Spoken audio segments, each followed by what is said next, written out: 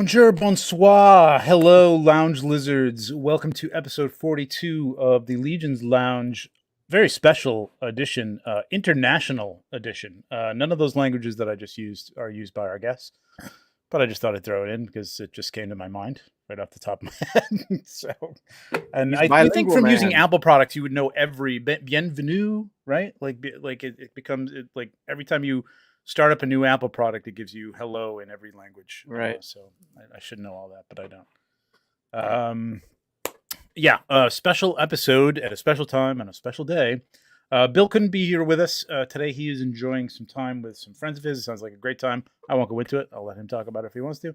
But he's having a good time. So, I mean, that's cool. We got myself, Trevor16 Shooter on Instagram, and Nate Strong at Corona4, who's over there, not over here, on Instagram. Nate, how's it going, man? It's going real well. Thank you. We look like your shelf sort of connects to mine, and it's at an angle. Like we kind of like look like there's one room. I should put my billies behind me or something. We can just continue that. That's funny. Yeah, we got a great show, man. I'm sorry, it's a weird time to be doing this. Right. Before we get started, please take a second. Only takes a second to smash that like button. It helps us out, lets people know that we're live, especially at a weird time like this. If you're new to the channel, not subscribed, please consider it. Hit that bell to be notified when new videos go up. We do the Legions Lounge every other Monday, except of course, like days like this, where if you didn't have the bell on, you might not know that we're going live. So hit the bell; it doesn't hurt. We also have the 1/6 pack every other Friday, and of course, I'm putting up toy photography tutorials just all the time, left and right. Now, I really have to get more of those up there, but there's a lot of good stuff there already. Some shooting reviews, figures you probably already have or don't care about, but there's some new stuff coming. It's coming. I'm working on it. Cool. Always enjoy watching those. Thank you, sir. Who we got in the chat here? We got 20 people so far. That's cool. That's cool on a Saturday at 6 o'clock. Yeah, not bad. I did see actually earlier Travis Bowles was up there, and he's actually speaking of international, he was in Mexico on vacation. Oh, that's right. Yeah, that's right. But he kind of chimed in real quick. But besides that, we have Boy Called Malice. We got Mike Casper, JMax77, Braku Prime, Kevin Boots, Joe Gonzalez, Ryan Gonzalez. It's fun hanging out with Ryan. Yeah, that was cool. Saturday Day Live on the Dorkler channel and Hedgehog Action channel if you're on YouTube. Yep. We got Greg, Big Greg. Oh, John Caulfield's with us. Cool. Oh, hoping he'd watch this. Jay's Toy Collection UK. Cool. Josh J, Mike Zarzuela, Cloud Fox. Well, how you doing, Cloud? Joseph H, Airther Rising, Commander Gree, Blaze Bear, and we got Numbskull Shots. What's up, Nate? Hey, what's going on, man? Well, thank you all for joining us. We got a lot. We got some news to talk about, and we got some amazing guests. So I'm not even going to wait. We're gonna talk about that. First of all, wait a minute. Hang on a second. All right. Like Nate and I share a birthday, and you know the joke now is that the people can't tell us apart and things like that. Now, it's my brother from another mother. I just saw something that you put up. People have been putting up their sort of their. I think this is where I saw. Oh no, I saw this on your. Wait, where the hell did I see this? You were just on shooting the shelf. And you may have talked about it there. What else did you just do? You just did another show. Legions Cast. You did it on Legions Cast because Len was asking you questions like at the end to calm and bring everybody in. So he asked you about where you were in like 1988. 88. Yeah. And you said you were in your Pontiac Sunbird. Yes, no way. Dude, if you say it was a white Pontiac Sunbird, I will shit a brick. It was gray, but close. Oh, all right, close enough. I had a Pontiac Sunbird. Dude, I'm like, as soon as I heard that, I'm like, are you fucking kidding me, man? You know, I noticed weirder and weirder. On live shows, we like say the exact same thing too. Like we're one after the other. That's weird. I know. We're always like you got a question. I'm like, I was gonna ask that. Yeah. It's very strange. Kevin Boots with the super chat. Thank you, man. Nice. What did Well, we're going to get into that with our guests. So we're going to talk about that. We'll talk about it. But yes, and in the chat, let us know what you picked up today at the in-stock sale on the site. But let's get to this because these guys are up late, man. So I'm not let them wait. We're just going to get them out here. Our guests tonight hail from various parts of the globe. Well, 2 parts of the globe anyway. Nate and I had the pleasure of hanging out with them and chatting with them or having a chinwag with them, if you will. At last year's Legions Con, which they all attended. They are collectors, they are customizers, they are valued members of the Cabal and the Legions community. Please welcome John Caulfield, Malcolm Kennedy, and Richard Jones. What's up, guys? Hey! Cheers. Cheers. Got my bottle. Cheers. Oh, let's do it. This is very brave to do on camera. Do it. Don't point it towards the shelf, though. Oh, he's got it. Oh. Okay, it's just got to show them. Nice. Professional. Done it before. Very nice. Love it. Yeah, every night of the week. Bright-eyed and bushy-tailed for 11 o'clock, midnight. Look at that. Really. Some bubbly. That's going to keep you up all night, man. And my those bubbles. Very basic glass. Hey, nice. Cheers, fellas. Cheers. Welcome to the lounge. This is awesome. I can't believe this is happening. We talked about this at Legions Lounge. We talked about getting this together. Something I want to do with a bunch of people around the world from different parts of the world. But, you're great, Trevor, because, you know, as an Irish person, this is what we do all the time. We go, yeah, we're going to do that. Let's do that. Yeah. And then never do it. But you're American. I'm sorry, you actually say, I'm going to do it, and then you do it. But I have an English-Irish background, so like it's the same thing. It's like but you're obviously well raised. I'm like only a couple generations removed from that. And you got a Welsh surname as well, Trevor. So that's good in my books. I am Welsh, and my grandmother was from Liverpool. So don't talk about the Welsh rugby team though. To poor Richard. I know. I'm sorry. I know. But guys, I was hoping Bill was going to be on tonight, but I was also kind of thinking, I've got a really good line if he isn't on. Mm-hmm. That I guess I was the only asshole going around yesterday trying to find a hairdresser to do a haircut for this live stream tonight because you boys don't need to. Nate just said he was getting his hair done today on the Saturday Day Live.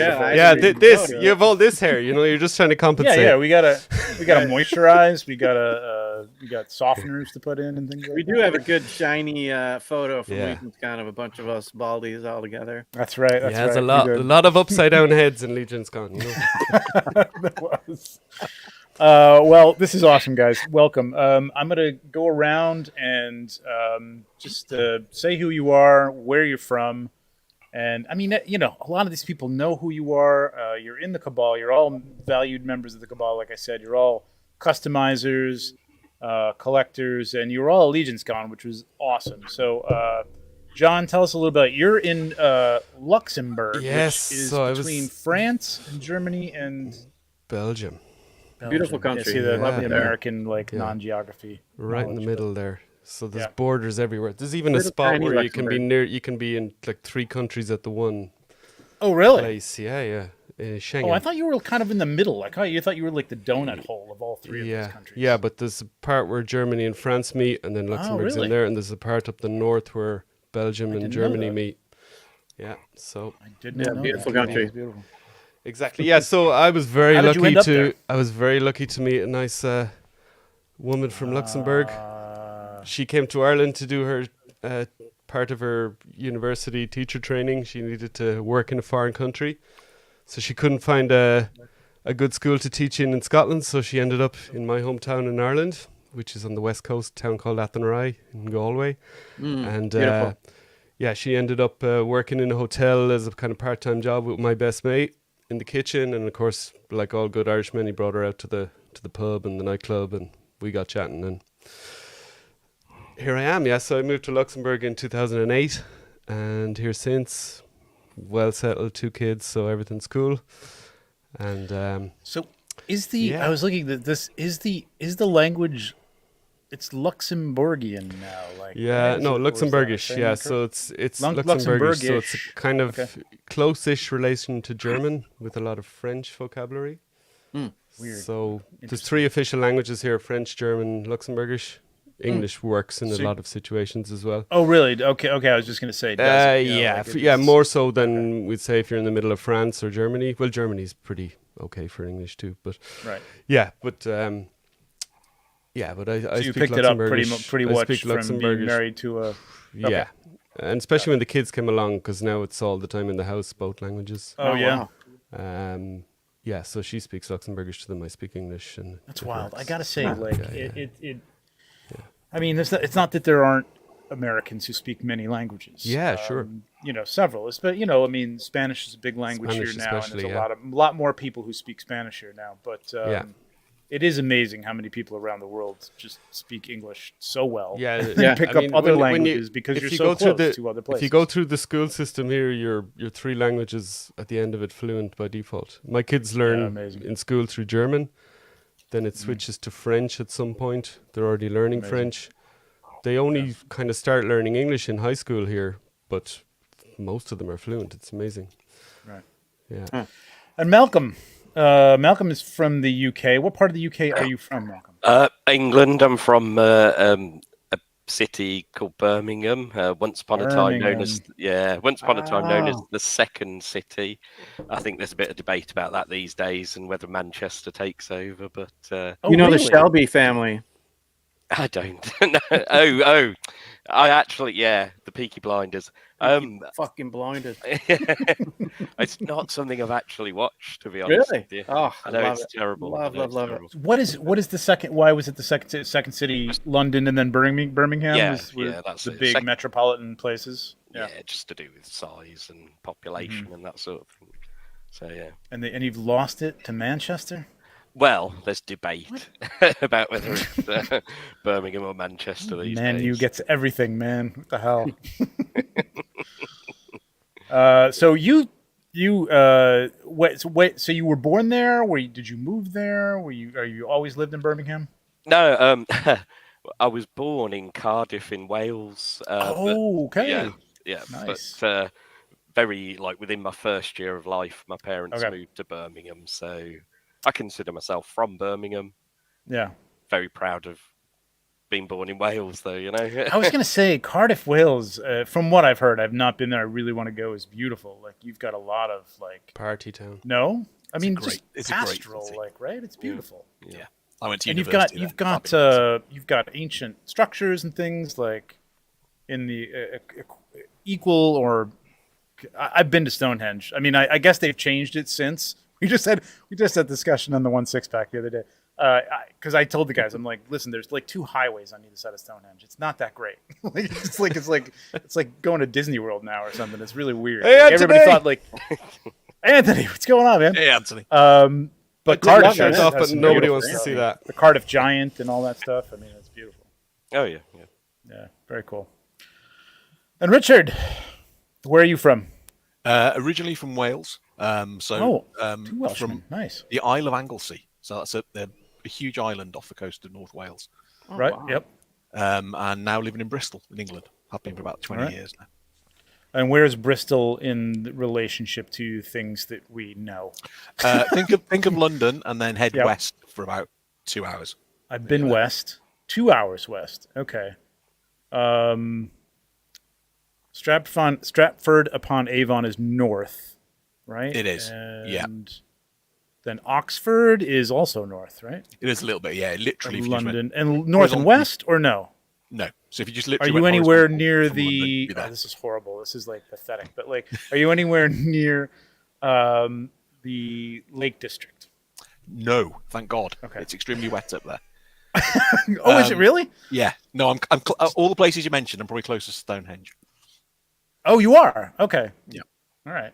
And I've heard that Stonehenge now is better now. They've gotten rid of or moved the roads out or something like that. It's well, I mean, the one and only time that I've been there, you could actually clamber over the rocks, which you can't do now. Oh yeah. So yeah. So I'd say it's worth. It's a shame. But that's still quite close to Wales, Richard, isn't it? It is, yeah. Yeah. Mm-hmm. Yeah, I took a tour there. I think we went there, and then we went up to the Lake District. And what blew my mind was just driving by houses that had labels on them from the 1400s. And it's just, being an American, I mean, anything from the 1920s that's still standing is pretty amazing. So young stuff from the 1400s is incredible. All right, well, welcome, guys. That's awesome. So we've got England and we've got Luxembourg represented tonight. How did you guys and Ireland? Yeah, by way of Luxembourg, by way of Ireland. Let's say that. Yeah, there you go. Yeah, we got to talk about that. There you go. Yeah, I mean, we got to talk about all of that stuff because there's a lot to this. I want to get into how you guys got into this line. I mean, listen, the internet, it's international. We're all in a small globe now. It's not hard to find new things, but being that this was a small company and it was a Kickstarter, not that you can't back a Kickstarter from anywhere in the world, but how did you guys get into this? Richard, how did you find Mythic Legions and how did you get into the line? Did you start from the beginning or I wish I did. That would have been absolutely brilliant. Me too. No, yeah, I was I used to collect minifigures, so the Royal Subject stuff and some really small 3-inch stuff. Okay. And I eventually decided to branch out into slightly bigger stuff, so started on Master Universe Classics. Late to the party there, but I had about 120 or so with them. Wow. And then I was just flicking through the internet one day and saw Archaeopteryx. Thought, the birds. That's an extremely good looking figure. Got myself one, absolutely loved it. So then started trying to find out more about the line and the Four Horsemen and that sort of thing. And then the first figures I actually bought was the in-stock sale for Advent of Decay. Okay, we were about the same time then. Yeah. I got a dozen figures from that, and to this day, I'm kicking myself that I didn't buy 100 because I didn't know how good. I didn't know how much I'd enjoy them, an entire line sort of thing. So yeah. Quick shout out to Jordan. Thank you, man. Yeah, always with the money, man. Oh, appreciate it, man. Awesome. Jordan. I mean, Jordan had these glasses made. Say 1/6 shooter on them. I don't know if that's so cool. Very cool. Send it to me for Christmas. Cool. Super cool. Just, awesome, dude, man. Thank you very much. Super great. I wish you could hang out. But we'll see you. We'll see you Friday for the 1/6 pack for sure. Yeah. So it's interesting. So you saw them on IG? You saw the birds first. Before so it was. I was looking at a story about the classics, and then there was just whoever had written it had mentioned Mythic Legions, and then there was just a picture of Archaeopteryx. Where'd you find your first bird? Did you have to order that through an eBay or a local store? Okay. No, eBay. I haven't seen any of them over this way. We've got one supplier now, sort of thing. But no, almost all my purchases, it was eBay. At that point, I'm trying to think back because it's probably about the same time that I saw them. I can't remember if I looked them up on eBay or what they were, but how much did that? Was that at the time? Jacked up, or it was reasonable? I can't remember exactly, but I'm thinking it was £50 or £60. Okay, so reasonable. So add 10 to that, and you got the little over cost. So not too bad at all. That's good. Cool. But no, that's Malcolm. How about you? Figures. Is it really? Yeah. The birds. Do you have all the birds now? I did. I actually sold quite a few of them because they went up in value so much. So I thought, I can keep these amazing birds, or I can sell 10 or so of them and then buy loads of custom stuff. So, see the custom thing. We're getting into that. We're gonna get into that. We'll come back. At least you reinvested back. I can forgive you for that, Richard. For sure. Well saved. Malcolm, how did you come about these crazy? I seem to be a bit different to some of you guys who've been in it for a while. In that I wasn't ever really a Motu collector, but I was collecting toys. Right. Yep. I was collecting toys. I was getting mostly DC, Batman, that kind of thing. Batman particularly. But I was watching a lot of Pixel Dan, so I can only think that's the way I became aware of PowerCon. And then the first figures I ever saw was Adamon, when they did Adamon as part of the PowerCon. What do they call them? Premiere exclusives, they were called then. Yeah. But they're not really now, are they? and then it looks. I was doing a bit of like working out the timeline last night or yesterday, and it looks like it was another 2 years before I actually picked anything up, which I regret massively. Yeah, because the first figure I bought was Cowros, and I got that from Big Bad Toy Store. And then the next one I remember was seeing Purpler and thinking, oh, great, I've got to get the two of them. But I think in between times... Even though you weren't a Motu guy. Yeah, I just thought it was really cool. They spoke to you, yeah. Mm-hmm. Yeah, I think the Jaguarians are great, and I still think they're, great. And I think in the meantime, I saw Atlas the Conqueror, and I'm a sucker for barbarians and the big chunky barbarian. I was like, I'm going to get him as well. And then I think it was downhill from there. So did you jump in on an in-stock sale as well to get in? Or did you just start picking them up on the secondary market? For a long time, it was just getting stuff through Big Bad. I wasn't. Oh, okay. Yeah. I wasn't. Yeah, that's it. I wasn't really aware of the Cabal, and I don't think I was even really aware of, which sounds stupid to say, the Horsemen having their own store originally. Oh, yeah. I mean, it's all a bit of a vague memory now, but... No, I totally get that. It's weird how we're all like... I mean, now we're all... But there's a lot of people that are just like... I mean, I overwatch a lot of, like, toy YouTube stuff. Like, it's like... you're either watching it or you're on it. Yeah, well, yeah. There's more of that coming up this week. I'll tell you about that later. But yeah, I mean, it's just like so much. But at the time, like when I first learned of these things, I was just like taking some pictures, throwing up them on IG, and looking around, and that's how I found them. I just saw somebody started taking pictures of the birds, and then of a bird fighting one of the Templar Knights, and I'm like, wait a minute. Somebody's got knight figures? Like nobody had knight figures at the time. Like there was nothing like that. And I was just like, it was eye opening. But yeah, so I can totally understand it because I didn't even know what they were. You know what I mean? I had to search tags and ask people. I'm like, what is this figure you're shooting? And I didn't know who the Horsemen were. You know, I mean, I didn't know anything about. Like, I wasn't a big McFarlane collector or deep into the lore and behind the scenes of things like that. So didn't really know myself. So I totally can't blame you for not knowing who they were or like how to get them cheaper. You know what I mean? Malcolm, I got to ask, how does Big Bad's pile of loot work for overseas customers? It's fine. I tend to let it build up. It's all right. I tend to let it build up first before I ship it. Although, of course, that works against you as well in that your shipping's going to be a lot higher. But you're better off it being higher to make the most of what you're paying for everything. Is there $4.99, whatever the hell it is now, shipping just for the U.S.? Yeah, just the U.S. Yeah. And then everything else is basically cost, or everything else is like surprise. Oh God, really? Okay, so it's not even like $25 or something. People complaining about the shipping on Four Horsemen. It's every bit as bad for international. Bad. It's whatever FedEx or whoever you go with want to charge you. And I want to jump back into that. I want to talk to John and find out what his origin story is, and then we're going to circle back to that because that's what I really want to. One of the things I really want to know is like the purchasing process and the things that you guys go through outside of the U.S. to deal with. But John, what is your origin story? Let's start with John's regrets. Mythic Legions. Yeah, so I only got the 4 all-ins on the original Kickstarter. I meant to get 5. That was my biggest regret. Yeah. No. Everybody, put a violin in the chat for John. So again, I started with I started collecting Motu. I remember I kind of wanted to get back into collecting something. I'd kind of seen stuff in shops and kind of dabbled. I suppose this is kind of mid kind of 2010s, 11, 12, that kind of era, and then. Bought a couple of vintage Motu lots, and they were extremely underwhelming when I got them.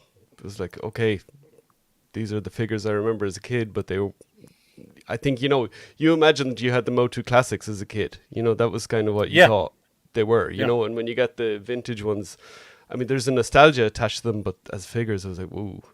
So then I found out about the Motu Classics line because I found the website and, doing some research. and I couldn't understand the subscription thing they had. That was just coming from a complete non-collector kind of thing to this subscription, and it was in the middle of the year, so there was no chance of getting in. So I could see they were selling these figures, but there was no chance of getting them, on that site. So so joined the He-Man.org message boards, kind of sat there for ages, and then through that I kind of discovered Mythic Legions, and ended up joining the Mythic Legions board, the old board before the Facebook and all that. And it was the Advent of Decay Kickstarter where I decided to take the plunge. So I remember backing a Balam. That was my kind of the first figure that I went, whoa. So back to that, and then the way Kickstarter goes, the hype. So got extremely hyped for a lot of the stuff. Ended up putting in a pretty good order. I'd say kind of maybe 40% of the kind of figures in the wave. Of the Advent of Decay. Of the Advent. In the Kickstarter. And then shortly after that, there was an in-stock sale. And that was the in-stock, I think, for like kind of a lot of stuff. They had All-Stars 1, Covenant, the Trolls, this kind of stuff. Yeah. In that in-stock. And I remember I got the 2 Trolls, I got a Gideon, I got a Scaphoid, and I got the duck, Malatar the duck. Sold him. Didn't like him. And maybe one other, and I just missed an Uncan. They had Uncan in that in-stock sale. Wow. But that was the first figure to go, and that was the one I was kind of going for first, because coming from the Motu side of it. Uncan, duck. So just missed him. Yeah, the duck and a Gortok. I got a Gortok as well. That was a great shout. I think I probably got him to kind of make up for missing the Uncan. Because at that point, you're kind of, you don't know what the figures are like. I'd backed the Kickstarter. I'd put a good bit of cash into that. Still hadn't touched one of these figures. Bought that, and then the Colosseum wave came up, and of course straight away, that was that summer, I think, shortly after that. So you had the Advent Kickstarter in kind of February, you had that in-stock sale, and then I think it was June, July that same year, Colosseum came up. So I'm kind of fairly deep money-wise in the line, have a couple of figures, impressed, but still kind of, I'm not used to kind of spending this kind of money, and kind of, what am I going to do, blah, blah, blah. So I didn't go all in on Colosseum. That's the regret there. The regret is probably not buying like 2 shipping containers full of Adamon and Keltus, but we could all. It's funny, like that actually, I thought I was in on the Advent of Decay, but I guess the first one I actually did get was that in stock sale, and I ended up like putting Keltus in the cart, and it turned out to be like 3 Keltus, and I don't even remember what the other figure was. And I was like, and I just, because it was nuts. I think I did go through the ad. No, I couldn't have. But anyway, I checked out. You know how you do back then, man. You just got out. Like, it just kind of like now. Yeah. But like, it was like you had time to put more things in your cart. You didn't know if you were going to get the checkout because the thing would hang. Mm-hmm. It would crash or something like that. Yeah, I remember like the people complaining recently. I remember being up here. Okay, so I'm foreign. So, as Pete McCarthy says, it's my own fault for being foreign, Well, you're foreign to here. So I won't. Yeah, exactly. Yeah, you're all foreigners to me, But anyway, I remember being up. So I had really small kids at the time. So my kids are 7 and 9 now. So it must have been maybe when they were like 3 and 1 or whatever. So around the start of the line, it was an in-stock sale. And it was at 3 a.m. my time. It was on the old shitty website, which basically, as soon as it loaded up, you pressed add to cart, and then you sat there for 20 minutes, and if you touched your phone, you were absolutely snookered. Exactly. And I had a kid in one arm trying to put him to sleep. I had my phone in the other arm. And then I was kind of scared that, the kid would kick off when this would start to go again on the phone, and you'd kind of get through to checkout. So, so it's not too bad these days, I would say. Jeremy has done a great job in getting that website to where it is. You kids don't know. We used to have to walk uphill. Back in my day. Back and forth. You don't know. Yeah, but seriously, like I put 3. I had 3 Keltus in my cart. I got 3 Keltus. I'm like, I didn't want 3 of this guy. I know. Today I'm like, but still got one of those guys. I think in the Colosseum wave, I got the Adamon Keltus, I got the Dwarf, so Halmer, and I got a couple of the Orc Legion builders that were in that wave, and the Black Knights, a couple of them. And so of course you came to it by way of Motu. I didn't get a Rhaegar. I don't know what I was thinking. I think it was just, money and, he looks a bit similar to the knight. So, Yeah. Now, are you somebody, and anybody can chime in here, are you somebody that's like, if you didn't get something, and you did, John, but like you got a bunch of them, but like, let's say Rhaegar, there's a 2.0 Rhaegar. Yeah. Are you satisfied with that in terms of your collection? Absolutely. Yeah. Okay. Absolutely. You guys are all satisfied with that. The Gorgo I'm getting soon is that's perfect. That ticks that box. Yeah. You're not. So nobody here is a completist. Like you've got to have. I mean, I'm 1.0 and I'm now complete on Advent up to except for Rhaegar. So from Advent until now, and then I have got a few, whatever. Well, so that you're a completist already. So like, not really, but I mean, if I didn't get them, I wouldn't be going back. Okay, so I mean, I'd pay a little bit over for something, but I'm not going to pay the crazy money. It's getting nuts, man. It's just because I'm pretty well in, and me too. I think you can't be a completist on this line anymore. Well, I was going to say one of the things that I've always really, really liked, and funnily enough, has probably drawn me closer to the line, is I never felt the need to be a completionist. I do have that in me. I do have that in me about other things, but I think because the story's quite loose, at least it has been for a long while, I think it's going to get a bit tighter with the release of the law books and that sort of thing. You could pick and choose, and I think this is why the customizing's taken off, is people can create their own characters that fit in this world, and there's nobody and nothing to say that doesn't exist. But it also means you pick and choose, you get what you want. I mean, I don't get many elves because I'm not a huge fan of elves, but I'm sorry to everyone who is. Thankfully, I've never been a completist either. I've sold a Rhaegar, don't have it in my collection at the moment. Wow. I know. I've never felt the need for. You're not. I've sold an Adamant. I've sold the Keltus. I don't have them anymore. Rich is just on eBay and he's looking at the price, and when it goes above a level, he's like, right, where is it? No, I like what I like, and if it means selling something that's rarer and quite expensive to fund a few other things, you reinvested back in the line. That's fine. Yeah, I gotta say, I remember back when when I got in, like obviously from what I'm telling you, I hadn't a skeleton for ages. So I mean, I wanted a skeleton. I didn't care if it was the Legion Builder or Malleus or Brother Mandibulus is I think probably the first one I got. But that's what I wanted. So I wasn't looking for I need all the skeletons from Wave. I just wanted a few skeletons, and then it was like at some stage I remember green orcs were just impossible to find. There was a point kind of around coming up to COVID when we hadn't had a green orc. It was probably around the time they launched the video game Kickstarter. That's why there's green orcs in that Kickstarter, because there was none for so long. It was the Coliseum orc, and that was it. Like that was all you could get. People were like, I need a green orc, and next thing they launched the video game, and they went, here you go, guys. Here's the best green orc you'll ever have. Somebody either Jonathan has his kid on his lap, or he's having a stroke. One of the two. Cat on his keyboard, or what? I know he's American, so that's not. He probably left. He probably left it on and left, and he's got the cat walking all over it. Cat is chatting. Super chat, cat, if you don't mind. Like, say that. I swear, a couple $100 would be great. Thank you very much. He's cleaning the keyboard. Okay. There's an off button that's on a your really keyboard, good dude. That's a really good thing to do when you're watching a live stream. Right. You've all day, but it's like, live stream. Let's play the keyboard. He's really happy with the way he's got his room set up now, so I can. Hey, Patrick. Patrick's table at Legion's Con. Whoa, Patrick. Wonderful. Boyle. He does good customs. And such a nice guy. We're going to get to. He is. Patrick's awesome. Going to get to some chats here. Batforce Grumps, hit the like button. Grumps was just on Toying Around yesterday with Kevin, man. It was a great episode. Go check. No, not yesterday. Thursday, 2 days ago. Good Lord.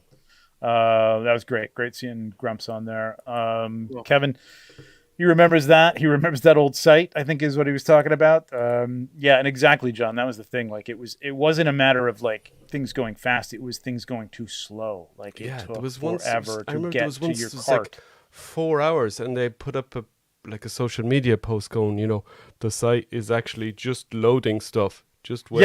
And it was like 4 hours. And that's how I ended up with 3 Keltis, because I didn't think it went in, and so I kept hitting the button Just like, but the great thing about this line is just check out whatever you have, and then you sell whatever you don't need, and you get more money than you put in. So boom. You know what? Though, like, I'm glad. I think it was Richard, like you were saying, like, and Malcolm too. Like, well, you're all not completists, but I think this is good because, like, a lot of people come into the line now, and I know a lot of people, even on some of the toy channels, the people that I know that run, some of these channels and stuff are like, well, I'm going to get it on Cosmic because I didn't get in. I feel I'm too late to Mythic Legions and I can't go back and get all this stuff. And like, you don't really need all the stuff unless you're going to, get deeply into the lore, and you have to have every faction. You know what I mean? Like, you don't have to. You could collect a faction. Like, you could go back and get a couple of figures from that for $100 or so. Isn't it amazing that we're in on the ground floor on 2 new lines now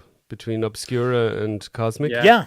I mean, like, the community is now pretty huge, and there's going to be a lot of people that have had the chance to go from 0 to, because if we're sitting here talking in 5 years' time, Cosmic is like Mythic is now. Yeah. Yep. And there's hundreds of figures. And there's whatever thousands of people in the Mythic Legions Cabal now. I'm looking at a bunch of new ones right over here. Yeah. So it's gonna be great. There's going to be a lot of complete collections out there. Well, and with both Cosmic and Figure Obscura, it brings, as they've said many times, it brings new people to the line, especially Cosmic, that is a sci-fi. People who might not like fantasy are going to want a really good sci-fi line because there aren't that many about. Yeah, I mean, I'm on the Toy Power podcast Discord. I'm one of the, I'm in their Patreon or whatever, and I'm constantly tempting those guys, and and like they are. No, I mean, you just pay $5 a month. That's easy. But they all have massive collections of vintage and all this kind of stuff. So they're very limited with space, and they're kind of very picky and choosy what they collect now. But they're so tempted by this stuff. Every time I post something in there, or post a custom, or post a a new reveal, or somebody else's custom, and they're like, oh. I could see. Well, I'll tell you, like Cloud in the chat. Cloud in the chat could attest to the fact that I love Dan. Dan, who's great YouTuber. I really admire his style and his show. And it's Mythic. It's Marvel Legends, and he's got G.I. Joes and Turtles and stuff like that. He's got channels based around those. But I got into because I collect Legends too. Onto his channel as sort of kind of a regular panelist, as a subscriber.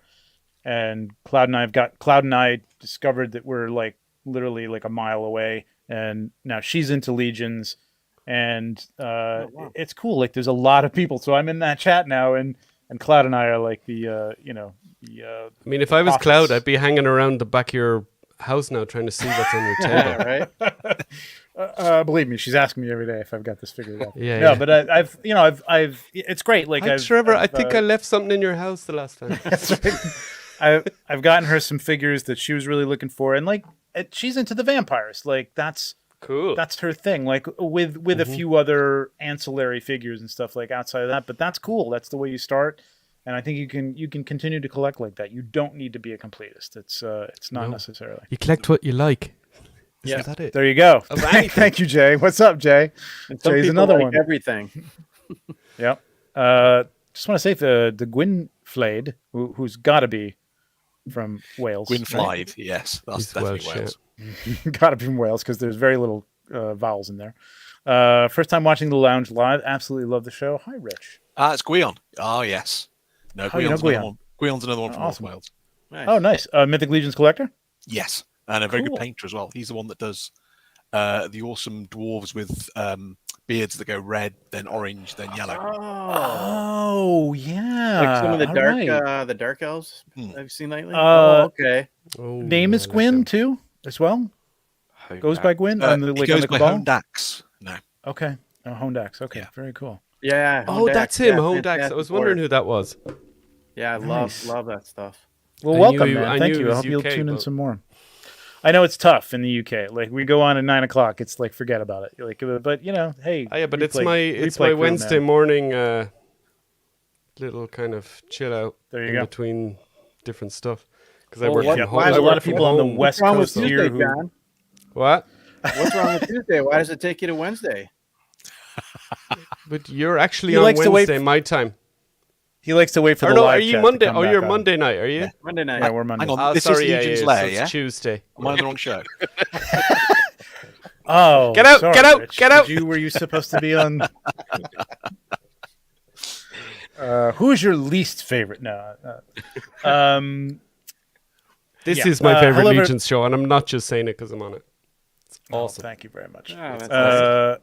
Hello, just everyone. I has wish the I was in- perfect balance of like, professional but relaxed. Oh, we're highly professional.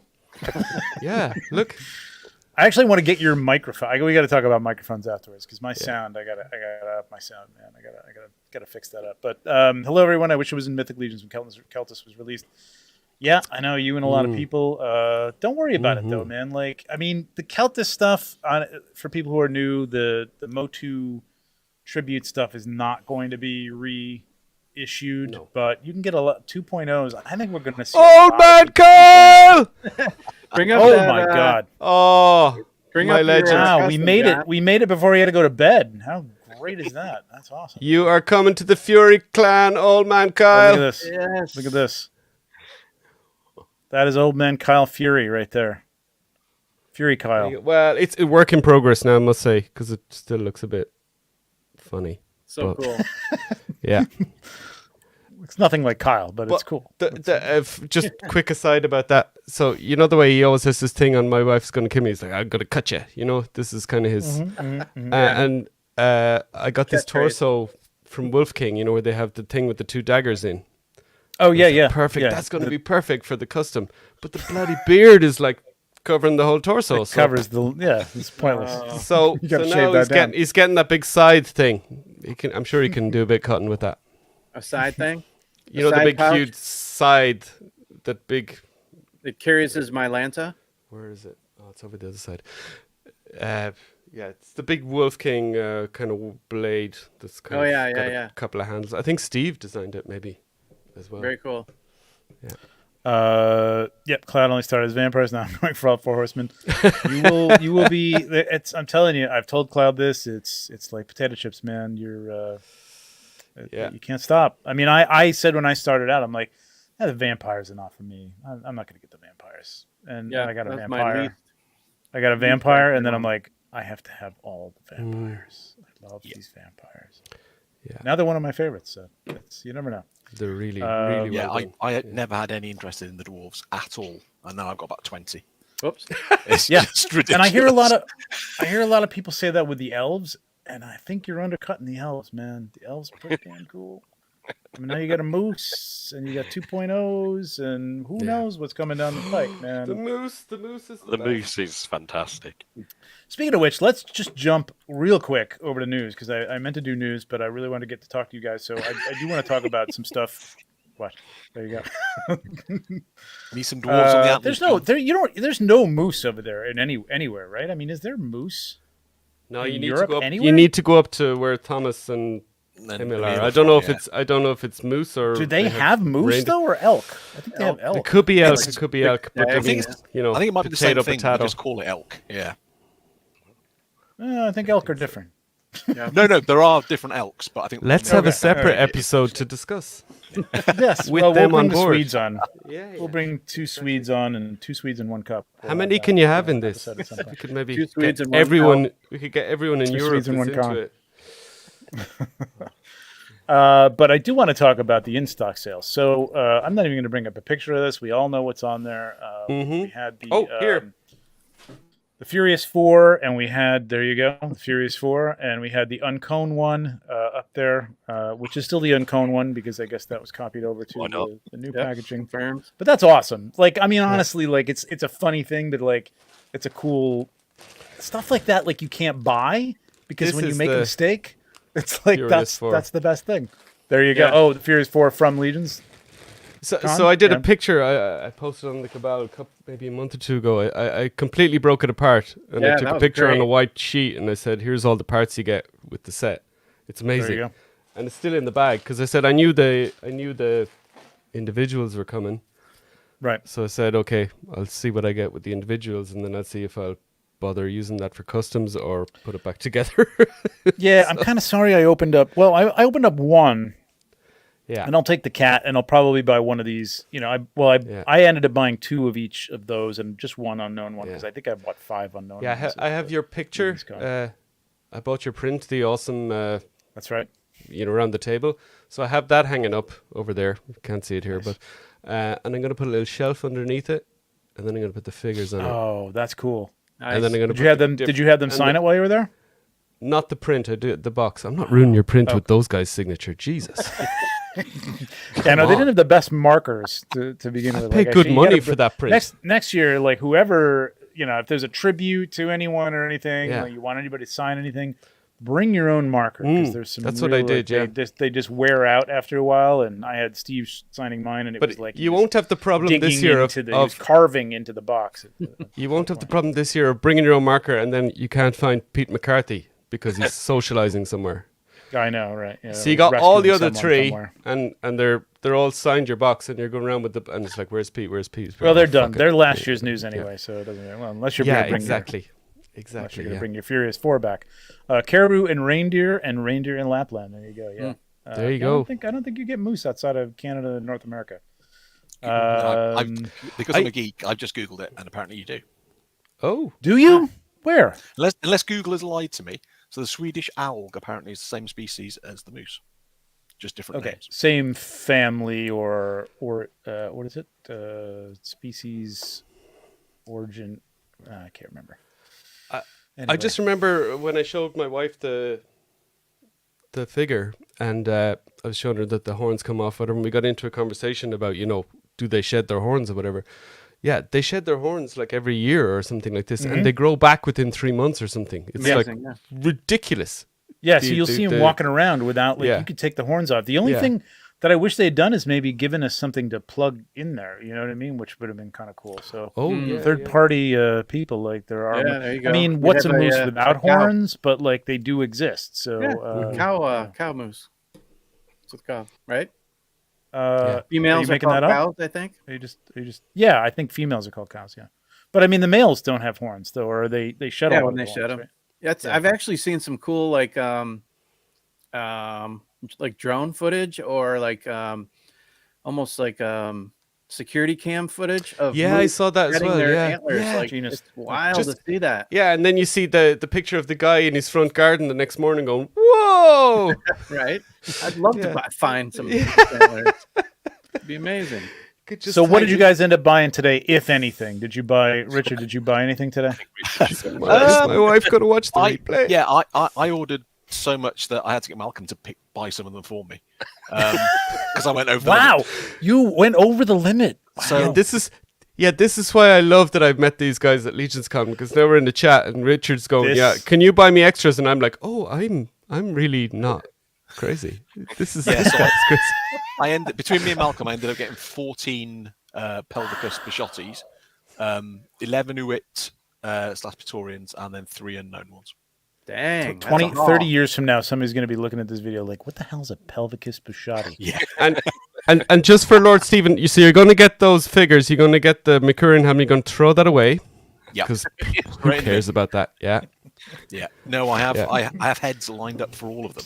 Oh, and you throw Travis's head away as well? Yep. No, God no. So into Cauldron. You have third-party heads that you're. Yeah. So I've got a plan for a new group, a new faction that I'm going to have called the Red Hellions. Cool. So I've got heads and torsos and everything to swap them all around. So the Uwits and the Pelvicuses. So it's going to be a group of about 20 characters. So wow, I can't wait to see that. Nice. That's awesome. That sounds very cool. I think there's going to be a glut of parts sales on the Cabal in the next 6 to 8 months. It's going to be a lot of parts. But they are, I mean, they're great for customizing, man. I only bought 2 each of those only because I had a bunch of the ones from Legions Con. And I overbuy, and this year I've vowed to, like, I have to cut down on stuff and just not buy stuff that I just don't need. Because I have, if you saw my table full of, I went through it yesterday and tried to organize things. Like the third-party parts that I have that are primed and unpainted right now is astronomical. It's stupid. Yeah, I took advantage. We had primed is already good progress. Day, That's the easy part, though, man. Like if I but you can't paint them if they're not primed. I know, but if I spent 2 days a week, which I don't have, painting those for the rest of my life, I don't think I'd finish what I have. But you have them. Having them is that it? Thing. Is that that's half the battle? Yeah. Having well, then you can at least hypothetically paint them. If you don't have them, you cannot hypothetically paint them. Oh, very nice. Yeah, that's right. Eric Treadway on the lair. Yeah, that'd be good. Stop trying to one-up us. Yeah, right? We've already had. We have an international episode right here, Michael. Yeah. I mean, I know Eric Treadway. We had Eric Treadway on. He's great. Really, he's fun. Yeah, I'm an extreme geek with my collecting, so I've got a lot of custom stuff. And I've got a spreadsheet customs with a spreadsheet with it all listed. And I foolishly allowed my daughter to see that the other day, and she was like, "The number of rows, is that the number of pieces you've got?" And I was like, yes. And then she went straight up and grasped me to my wife. Got me in instantly. My wife's like, "I'm sorry, you've got 1,300 custom pieces," and I was like, maybe yes. Oh, earn the evidence. There's no coming back from that. Like, you can't even. Great. I'm just gonna play this video to my wife. It's perfect. And then the extra zero get in there. So how many actual figures have you got then? Look at this motherfucker. Yeah. She's like, "So how many actual figures have you got then?" And I was like, and Holly, my daughter, pipes up again. She goes, "It's 557, Mummy. Show me that too." I was like, damn. Got Rain Man on your hands there, man. That's 557, definitely. Yeah, well, Bernie, man. There'd be a lot more with the orders than now. Yeah. I will probably be putting some of this stuff up if I come to my senses. I still look at stuff and go, I can do this, but I can't. Oh yeah, I have mezcos that I want to sell, but I'm just like, dude. Here's the other. Like, I don't want to get into this, but like selling is hard now. It's like really difficult. Mezcos especially seem to be very difficult now. It used to be easy to sell a mezco. Yeah, big time. I have. Yep, mine been sitting forever. Yeah, even good stuff. Yeah, real good. All right. We just brought. I didn't have this up. Damn it. Let me go over to Instagram. So we got a retailer only, and I'm spelling out retailer when I'm supposed to be doing for Horsemen Studios announcement the other day. So, what do you guys think of this? New Headless Horseman. Wow, that's a side, Nate. What is that? What's that all about? I don't want to love it, but I do because it's so good. Yeah.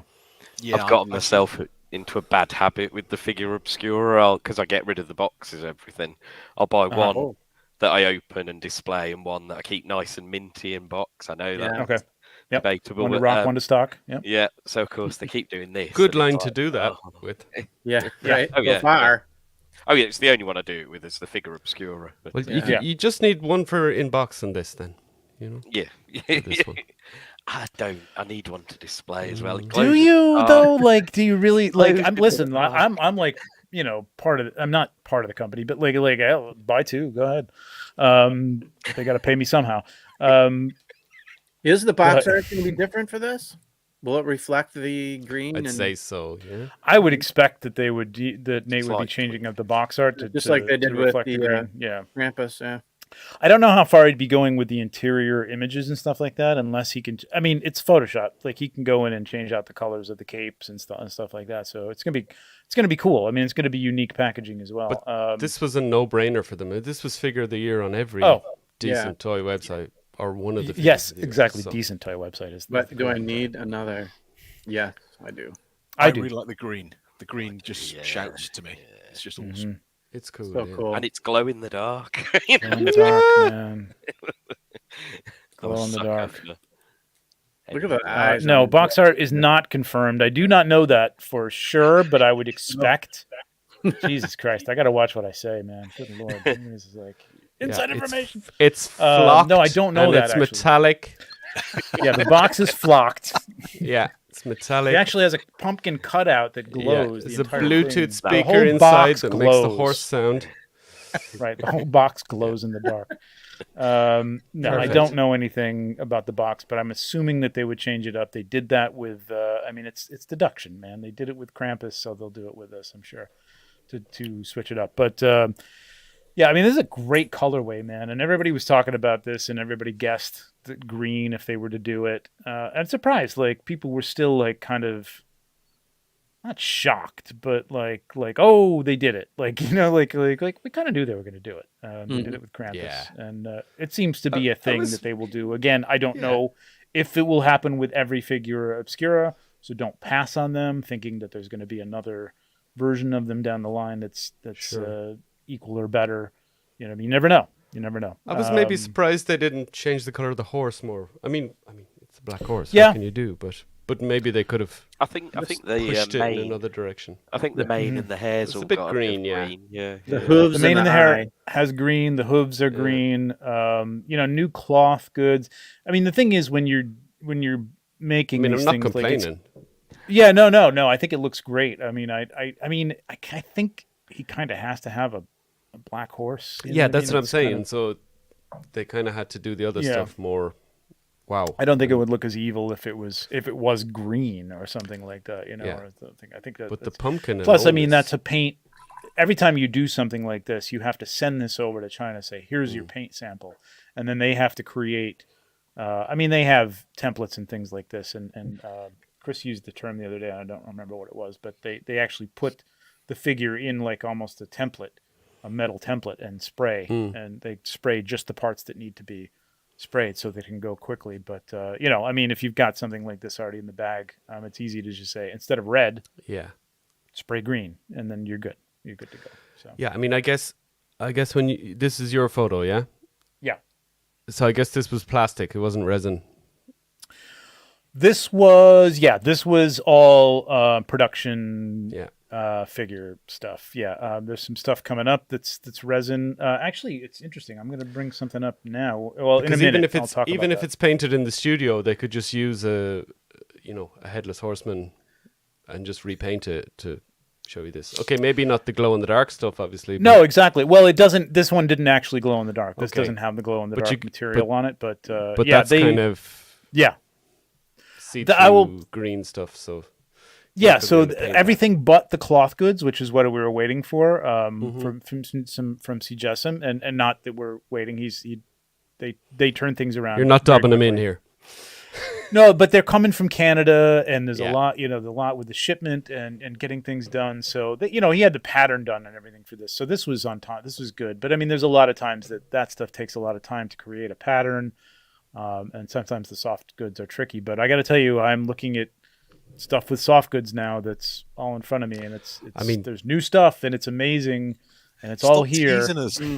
Trevor, stop teasing. But I mean, I'm just giving him credit because I don't want to throw him under the bus. Like he does, they do incredible work. He and Keithlin do incredible work. CJ. But it's amazing that the factory can get close to it. That's what has blown my mind here. That is a credit for the price. That is a credit to Chris, I would say. I mean, yes, the Horsemen in full, but I mean, Chris just being able to get these things done. And again, when there's like a hiccup, like a head, listen, we all got a bonus head sculpt in Sir Gerard, you know what I mean? And then we didn't get the head sculpt in the Trolls, but they made up for it and they're going to send them out anyway. It's like, so I mean, it's like, actually. Count your blessings that this guy is on your team, man, because the stuff that he gets through and the paint jobs that come through, like I tell people when they see these promo shots that are like, this is what you're going to see, and the painters, Yeah, because you can see from other companies, there's the prototypes always look good, but exactly with Four Horsemen, it's and then you see the product. Yeah, it's off. It's sometimes better. I mean, that's subjective, but like you can at least debate whether it's better or not.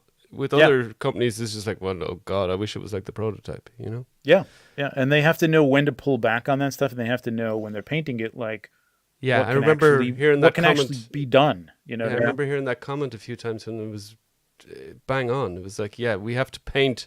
Yeah, of course we can paint more crazy, but you can go nuts. paint what they, but like, and they're all super talented painters. So if they were doing their own customs, I'm sure it would be like completely insane. But you have to do it to a level that the factory is going to do, which is really still a high level of painting. But you can't do what some of the amazing customizers in the community do. I don't think he could do. You have to do reproducible stuff that's going to be, production level. I mean, you're turning out, tens of thousands of these. You know what I mean? So it's like it's got to be reproducible and easily done. And these guys do a great job of painting it that way and presenting it, and it's amazing. It blows my mind all the time. Everybody from me on down, how about some speculation into what this retail appreciation wave entails? So I kind of thought it might be something with the reinforcements, like kind of something to kind of take the place of that. But I'm guessing now with this, possibly not. It's going to be more, how would you say, more decoed figures. So it's hard to say. I mean, someone posted a spoiler on the group yesterday, so that was taken down quickly. I know that. I'm not going to talk about that. Thank you. Sure. I appreciate that. But no. I mean, there's no point. But so that makes that question a bit difficult to answer. But who didn't see the spoiler? I didn't no, we all Richard. saw it. Oh, you all saw it. Yeah. All right. Okay. But that's a real bummer. Like Jeremy and I were talking about yesterday, that this was under like retailers, and only retailers were invited to this thing, and somebody decided to put something out there and ruin the fun. I mean, it's fun. It's just fun. Listen, like I know about all this stuff months in advance. I don't want to tell anybody. Listen, Nate knows. Nate wants to know. I want to know. I don't tell him because I didn't see that spoiler yesterday, so I was okay. Good. Yeah. So I mean, can't comment on it, but like awesome figures. I mean, I guess that it's going to be stuff that plugs some holes in different places. Okay. Stuff that kind of I will say this: it's going to be stuff you expect and stuff you do not expect. At all. And it's going to be and it's cool. I mean, there's some just great stuff in there. There's stuff that's going to blow people's minds and blow people away. A few people I know in particular, and cool. And the rest of the stuff, it might not be for everybody, but I think it's amazing. Like, was this confirmed that we're going to see all that on March 1st when this is up for pre-order, or is it going to trickle out, or what? March 1st is when everything should be up for order through the retailers. The whole retailer wave should be available for pre-order on March 1st. Well, cool. So there should be no retailers selling anything or promoting anything or taking any orders until March 1st. If you see that, let us know. It was like the Red Krampus got leaked out last year. It's too bad. Yeah, I mean, like everybody's, again, like, people ask me like, how can you keep that quiet? But it's like, it's part of like, you're professional. First of all, it's professionalism. Right. You know what I mean? Like, you're a retailer and you want to continue selling these things. Don't do it.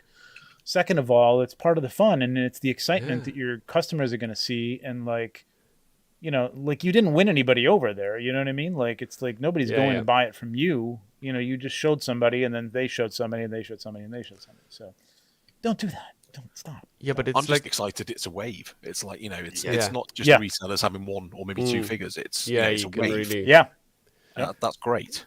So particularly we have an approved retailer in the UK now, so that means So let's jump into that. I got one more piece of news to talk about, but I really want to kind of jump into that real quick, because the other piece of news is just something I'm going to show, but we can talk about that later. So in terms of like buying over there, you guys are buying from the Four Horsemen, obviously, because it's the cheapest way to go. But I know that the shipping is astronomical, because shipping is astronomical. I ship things out to Canada, and Canada's. New York. It's literally it's right there. I could walk if I was Forrest Gump. But it's crazy. So I know it's nuts, but it's definitely the best way. Are there retailers over there though that you guys go to for bonus parts, things like that you're looking for specifically? There's one approved retailer in the UK, a site called Emporium of Cool. And they're very good. And personally, I get everything from them now. Okay. By the time you factored in shipping and then the import taxes that the UK government charges you, and it's virtually the same price as if I bought them from the Four Horsemen. So it's good and bad, I guess. Yeah, it's a tiny bit more expensive from the UK site, but only a tiny bit. And they also let you pay in installments, which is brilliant. Oh, that's nice. So that's and you don't have to deal with like the things that John was telling us about earlier, like waiting for something to come through customs.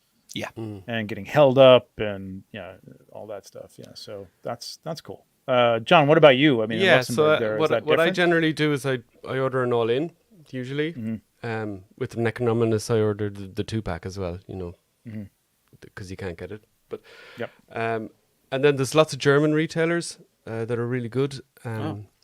There's at least 4 or 5. Okay. So there's one called Space. That's a really big.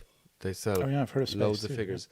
So I often go to them, and there's another one called Figurenlager. So it's a guy called Marcus. He's actually in the European kind of fan group or whatever. And he has a retailer site, and he usually has good prices. He's usually on the whatever the retailer base price is in euros.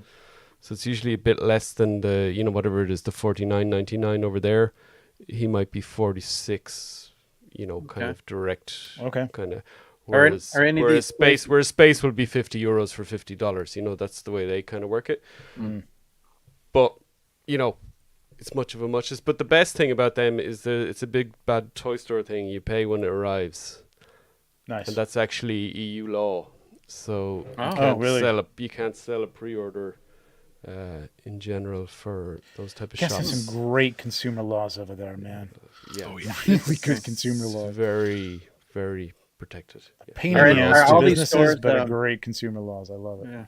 Are all these online stores, or do you have these are all online. Yeah, you won't generally walk into somewhere, but it's for everything. I mean, there is some local comic stores, whatever, but you're paying a good premium. You won't like for a Black Series figure. If you walk into a comic store here, you're paying €36.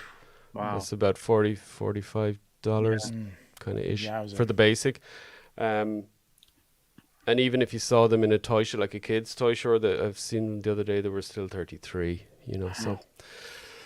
So people complain here about 25, 27, man. It's nuts. Like that just got me, I dabbled in all those things. I love Star Wars. I love all those things. And then I realized, Legions, they are the best figure for the buck.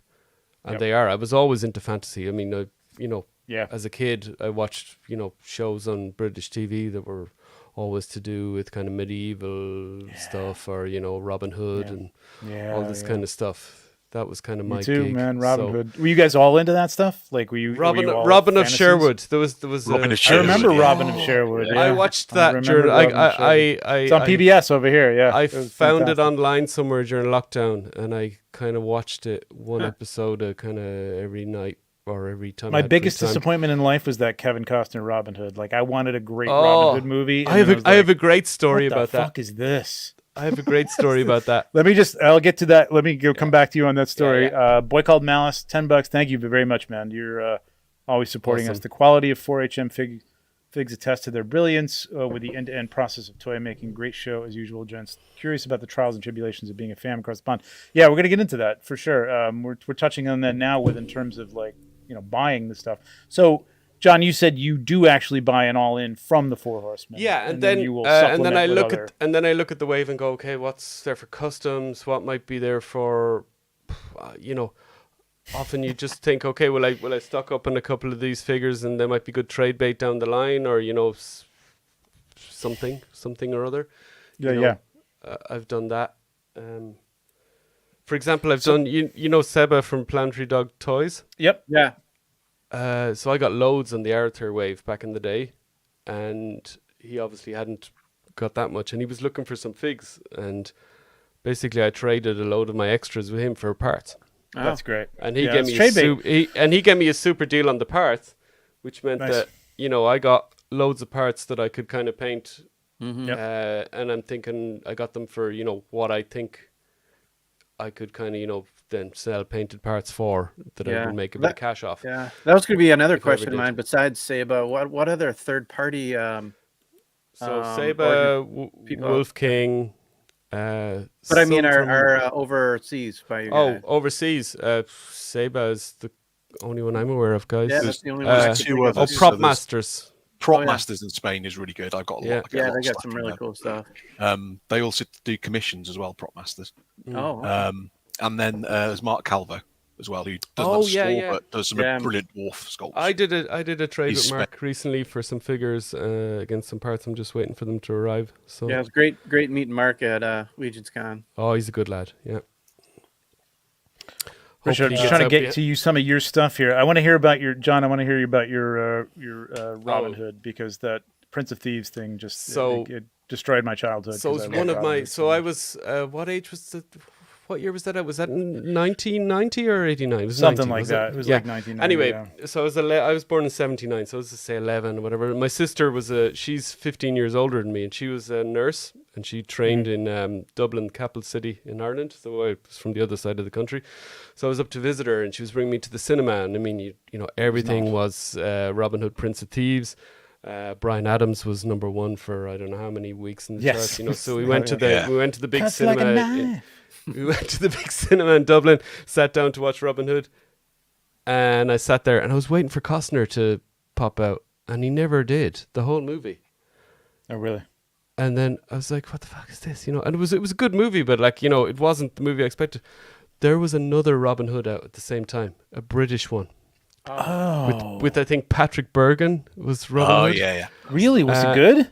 It was a good movie, but it wasn't 11. It was way more kind of adult, or you know, kind of way more kind of realistic type of Robin Hood. Well, that's what I wanted. I didn't want Kevin Costner speaking like he was from Idaho. But I sat there for the whole movie waiting for Costner, and you know that scene they showed in the Bryan Adams video where the arrow splits the other arrow in the tree. Yeah, you know, I was 11. That's what I wanted to see. Never happened. So I never got to see it in the cinema then. So I saw it then when it came out. William Tell, anyway. It's not even Robin Hood. It was that movie was a piece of shit. Man. Yeah. I'm sorry, Laura. Terrible. I'm sorry. Don't at me and don't stop watching it. I hated that movie so much, man. I was like, what the fuck is this, man? This guy doesn't even have an English accent. What the hell is going on? Robin of Sherwood, BBC or ITV series from the 80s. It's amazing. Yeah. It still holds up. It still holds up. I'll have to look for that. What's sure. Ray Winstone is in it, you know, yes, famous British actor. He's in it. Yeah. Jason Connery is in it. He's Sean Connery's son. He's in the second or third season. Nice. Yeah, he's a good. Lots of good actors in it. Yeah, it's really. Richard, we're taking really a look good. at some of your customs here. This is we're going to get into everybody's customs here in a minute, and just anything you want to tell us about these things. So this is one of my two tapir warriors. Cool. So I love tapirs. They're just awesome animals. Really? Absolutely love them. So the prop masters we mentioned before, Zemo and Edu over in Spain, they do commission work. Mm-hmm. So I contacted them. I said, look, I really want a tapir. Can you make me a tapir head? I want it to be armored and all this sort of stuff. So yes, they did that. So wow, I had it painted up as a Malaysian tapir, so the black and white. Yeah, I think the skull mace. Now, did you paint the rest of these? Yeah, of course. No, I didn't. No, my painting is limited. My painting is limited to weapons, basically. Oh, okay. I'm very basic painter. Oh, I didn't know that.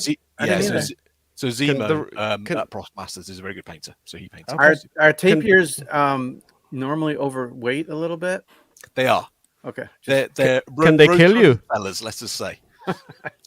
Can they kill you? I have my body. Lay on you, I probably could, John. Do they normally have skull maces? Is that a thing? Not that I've noticed. Okay. No. Wild. All right, because that I would recognize in the wild for sure. Yeah. This one, vampires are my favorite faction. Mm-hmm. Oh, really? That's interesting. Yeah, and so I wanted a demon vampire. So the headpiece is from, in fact, the head and the torso, from Planetary Dog Toys originally, and then a very talented painter in the UK called Simon Crow painted them up for me. Yeah, so it's just got super angry. So I have it here ready to paint. So you're popping and swapping and commissioning some custom pieces is what you're doing. Yes, so I buy a lot of and weapons and painting your own weapons. Then. Yeah. Okay. Richard is basically all the artists in the Cabal in Legions Con. Richard is the ideal customer. We want more Richards. We want like a room full of Richards at Legions Con. This would be the best thing ever. I can do the basic painting, but that's it. And I'd rather not butcher something. Have you tried though? Same place, Richard. No, I'm again. I haven't had the courage to yet, so I might give something really basic a go. Please do. Because like and I understand because I'm over in like right now I'm printing my very first 3D part. I saw that, Trevor. And it's very scary, and it's not scary. I mean, like it's not going to blow up or anything like that. But it's just like I didn't dive into it because I don't know what I'm doing, and I am maybe this is you, but I'm kind of a perfectionist, and it's like it's hard to get started as a perfectionist. Like you're just like, oh, I don't want to do it unless I can do it well. That's why you're good at photos. Yeah. But you just have to do it because how long were you messing with a camera before you actually were happy with? I mean, I had some experience with the camera from having to do product photography for on the fly for like design. You know what I mean? But like I wasn't good at it. I didn't know my way around a camera until I really got into it, and that was one of the things that kind of broke me away from that. I think I don't want to make this all about me, but like you just got to do it. It's your show, and try it.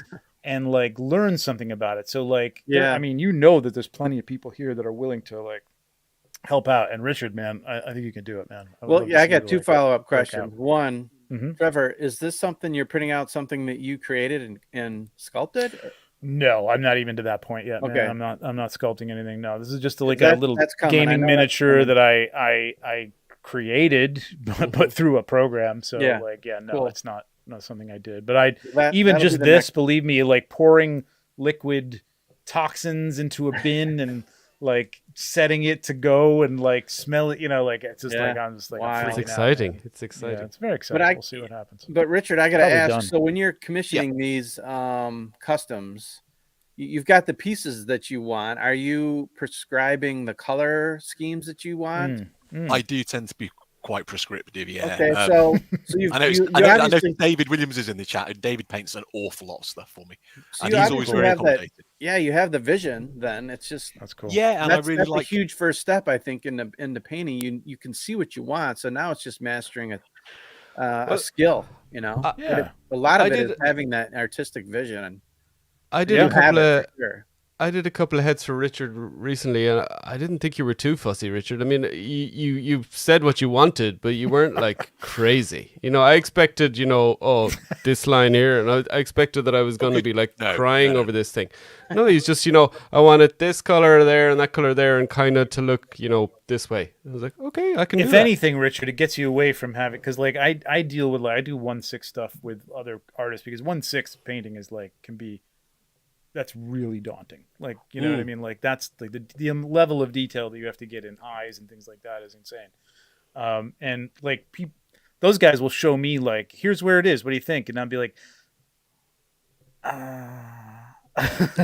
that eyebrow needs to come down. You know what I mean? And you feel like, oh God, so at least it gets you away from that, having to do that. But I guess you're not that type of person. You trust in the artist, which is good. You're a good client. Yeah, there's not often. But I think you could do it, man. Actually, can you just, not start again? But that's way off what I asked for originally. Can we But that's rare. I said yellow, not black. Yeah. Well, I love yellow that day. I felt black that day. Yeah. I really like the creative process of seeing something on Wolf King or My Action for Customs or whatever, and going, right, that's an amazing head. Can I do anything with it? No, so I won't get it. Whereas, yes, that's a great head, and actually I can use it with that body, and then I can that sort of character, and then I do the bios as well, because whenever I publish anything, that's awesome. When I put anything up, I do the bios with them as well, sort of thing. So, I love that side of things. I loved the Azog. Is that how you would say it? Yes. Character. Yeah. Trevor did show that earlier. It's super cool. It's one of my favorites that you've got, and the Egyptians that you did. Based on the Egyptian kind of faction or look, those are super cool too. Yeah, I've again, that was a commission thing that Prop Masters did for me. I've got a head of one of them here actually. How can I show this without it looking terrible? Oh, hang on a second. Let me unbigging you. Oh, hang on a second. There we go. Oh wow, that's the head. Yeah, you've got like at least what 5 Egyptian type figures going. Or... Yeah, I mean, I've got an entire faction. If I show you another one, I'm a bit like Travis in that I'll use other figures as well if need be. So this is one I've not showed before, and I've still got to add some bandages and all that sort of stuff. But this is one of my Pharaoh characters. Wow! Awesome. Wow, that's cool. Super cool. What body is that? It's a Chief Carnivus Motu Classics. Okay. Oh yeah. Gotcha. Yeah. That's cool. Yeah, So we need more. We need more Richards. We need more Travises. We need these guys in the community. But They I don't know. feed One Travis is us. enough. They no, a full cauldron full. Coming from me, a lot of stuff. Very cool. All right, let's jump over to Malcolm. Now, these are yours, right? Yes. Yeah. Well, I mean, Super cool. in the case of the I sort of painted the parts. It's great. At least the head sculpt. Terrible, but I think these are pretty good eyes right here. These are good. Now, these boots are great. Well, where are these from? I think they were Planetary Dog Toys. Oh, really? Awesome. Oh, yeah. man. They were really cool. The minute I saw them, I was like, I mean, again, as I've said, love barbarians. Yeah. As soon as I was old enough to watch Conan, that was it. I was sort of hooked on Conan, and so this was sort of great. Yeah, I sort of had in my mind I'd quite like a Mythics version of Conan, and just sort of saw the bits and pieces come together, and The Saber sculpt too? No, I think that's Mass Customs. Oh, is it? Okay. Yeah, from his own store before he started working with Legion Shop. Excellent. Very cool. Yeah, and that there is more paint on that than it looks. That was like my first little experimentation with Mythic. This guy? Yeah, with Mythic customizing, because I've customized some of the figures before, and I sort of dry brushed his body to make him a bit paler. Yeah, a little metal and stuff. Yeah, that's it. Repainted. Some of those parts are actually repainted parts from Chronor or Purplor or. See, Richard, that you should start with that, man. Just like again, like Jeremy says this a lot, like just dry brushing, man. Dry brushing. Yeah. You see those legs and those boots. Yeah. The satisfaction on just getting a little bit of metallic silver. Yep. Mm-hmm. Rub it off your brush and rub it over those. Oh, yeah. Just do that. Flat black spray paint and metallic dry brushing are my best friends. If you're ever having a bad day, just do that. You've all convinced me. I'll give it a go. Do it.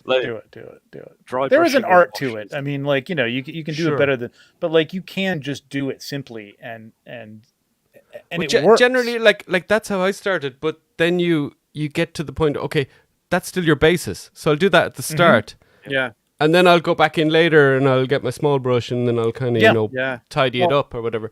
Every time I get a piece that's got a lot of details in it, and the dry brushing brings that out, I just want to be like, oh my god, I just want to show someone, like, did you? It's like a magic trick. Right? Yeah, it's like, look what I did. Revealing the secret message underneath, you know, it's like, and who cares that it's easy? Like, it's awesome. I love it. You know, I love this. I love this My favorite combination. too. It's so good. Well, yeah, that was where. Why aren't you? Sorry. Did you post this, Malcolm? I think I posted it as part of the the five. I must have missed that. Whatever. I mean, but yeah, that was where amazing. That's where my Uwit / Praetorian figure went from the Legions Con. That works so the well legs with this and the figure, arms, and then you redid the torso, right? I mean, the details in that is amazing. Yeah, the Valak torso repainted red. That's not straightforward. That's not at all. No, the trim work and the buttons and the rivets. Well, just to get it the smooth red is already awesome. Yeah. Well, I mean, and those lines around it too, the edges and the edging. It does take me a very long time to do anything because I am, like you said, Trevor, a perfectionist, and me too. It takes me forever, man. That's it. And some days it's just not happening, so you have to put it down, and then it could be 2 weeks later. Absolutely. There's stuff from months ago that I put down and I just couldn't pick up again, and I still pick it up and I go, I'm not ready. I'm not ready. It's not working. Exactly. This is excellent too. This is fantastic. Wild. Yeah. I love on the the bryophytus. I love the creatures, and I mean Jeremy seems to come up with a lot of these creatures, doesn't he? And when I saw that one, I had to have it, but I wanted to try painting it myself. And I mean, I've gone a very similar style and to Jeremy did his, but I added skeleton arms and I was going to say the skeleton arms are different. That's cool. I love that. Yeah, I peeled off the armor and green stuffed in the arm and tried dyeing them, didn't work brilliantly, so dry brushed them, and it's come out quite well. So very cool. Yeah. I love the copper, patinaed copper look. That's a fun thing. That's another thing. Well, I mean, I'm not picking on you, Richard, but that's another thing you could do pretty easily, man. It's pretty. It's not as easy as dry brushing. This takes some technique, but you can get away with like. Don't run yourself down, Malcolm. It's really hard. Come on. It is hard, man. No, it's hard to make it look right. Like you can paint it in and you can wipe it off. That's one thing, but there are some things about it that like you need to do that makes it look, extra right, like this does. This is thank you. I appreciate that. That's very kind. Love it. And we're back. I haven't done Conan. Yeah, very cool, man. Excellent to do stuff. More this year. I know. I'm with you, man. Like I want to. Oh, how do we lose it? Did we lose Richard? We lost Richard. Yeah, technical difficulties. His wife just came and was getting him for the 13,000 figure parts or whatever. Yeah, right. You what? There we go. You're back. Okay. We thought your wife came for you, like after she saw your spreadsheet. Kid told her again. It's like, I've only been honest I have on this because she's point blank refused to watch it. So it's like that's fine. Perfect. I'm safe. Perfect. You just give me her username, I'll block her. I love it. But yeah, no, Malcolm, I'm with you, man. Like I want to do so much more for like Legion's Con next year. Like I want to have some parts. I had like a few last year, but I have to get to that. Those shields you did where I just feel comfortable.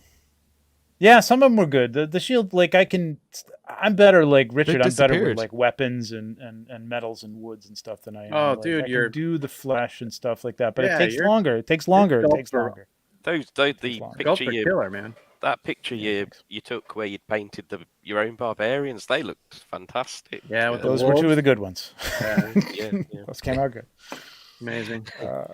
Thank you, appreciate it. But yeah, those were. It's not universal. It's not always the case. What's up, Pablo? I know the feeling. John, look at these. Yes. Talk about eyes. Look at these eyes. Look at these hypnotizing eyes. Good lord. Hold on. To the point, he's even got it slightly bloodshot. I think they're. There you go, boys. Right? That's what you need. That's the secret weapon, eh? Yeah, $20, Amazon. Oh yeah, absolutely, for sure, man. I can't. Yeah, that helps you match skin tones, eh? That's great. Cool. No, just eyes. Oh, okay. Yeah, that's what you need for eyes, for sure. Yeah. And then you look in the mirror afterwards and you see that your eyes are going like this. But my problem is I get my paintbrush right down to it, and all of a sudden my hand starts going like this. Yeah. I suffer from. Drink more whiskey. You do hear that a lot of people don't do is the redness in the eyes because a lot of people will just paint straight white, and a lot of people have said this. It's like it just doesn't it can't be straight white. I started to do this underpainting thing more, and you kind of build the colors up from underneath. Oh. And then you can kind of leave them in. So you kind of start with the red on the eyes, and then you put a bit of white in and whatever. That's much easier. Trying to put red in around the eye after you've done it, forget about it. Skin tone. So you're a dark to light skin tone guy, right? Yeah. And then you kind of go back in with the mid-tone and, faffin, skin tones. Faffin. Yeah, I know. That's what I do. That's why it takes me so long. Because it's like, I'm like, you know what? I went too far But skin tones are way easier if you're not trying to match them to the... True, you can get away with anything, and it doesn't matter. Like, but then if you have to match it to any kind of flesh on that, you have the beard buffer there. Exactly. Yeah. What is this part? This is Planetary Dog Toys. No, that's it was a Legion shop piece. I think it's a Legion shop was piece. it? Yeah. Both of the head and the torso. I got a box of stuff off Travis before Legion's Con, and he was saying, "Can you paint some stuff for me?" And I said, yeah, just send me some stuff. I'll paint them for you. No problem. I'd love to do that for you. And he said, okay, I'll send you a big box. Whatever you can get painted, you bring, and the rest you can keep for yourself. And this was part of the leftovers. So I had to kind of reverse engineer or I had to reverse figure out where this came from before I posted it. So yeah, I think it was Richard actually had told me it was Legion Shop. It's Legion Shop, and I think it was Immortal Collections that sculpted it. Yeah, gotcha. There you go. So was this a Bryophytus arm that you just took some of it off? No, so I basically, so I got that's just a regular, whatever, Legion's arm. I got some Mod Podge and some sand. Gotcha. Oh, very cool. And then I primed it over that, and then I painted it. And here's the best thing about that custom. That's cool. Imagine you've done all that, and you've gone to your box of parts, and you put the figure together, and you realize you've done 2 left arms. You painted them, and you. So you're like, oh, I can't wait to post this. It's so cool. I love it. And then you put it all together, and you go, oh fuck, I have to do an arm. Dude, this would never be finished if that happened to me. I would just throw it across the room, and I'd be like, no. And the thing is, you do it in stages. So obviously, I do all the green on all the bits. Yeah. So now I'm having to do every single process again for just one tiny epoxy piece. You pulled a Nate for sure. And you got the paint all set up too. Like it's like the tone of paint. You got the whole blob of paint there. Do you do a wet palette or anything like that? Do you have like wet palette? Okay, I have airbrush. Yeah. Wow. It's gone a bit crazy. Yeah. But yeah, if I ever sell this, you're getting a spare arm, whoever you are. That'd be kind of cool. So exactly. Next up, I think let's talk. Oh no, we got another one here.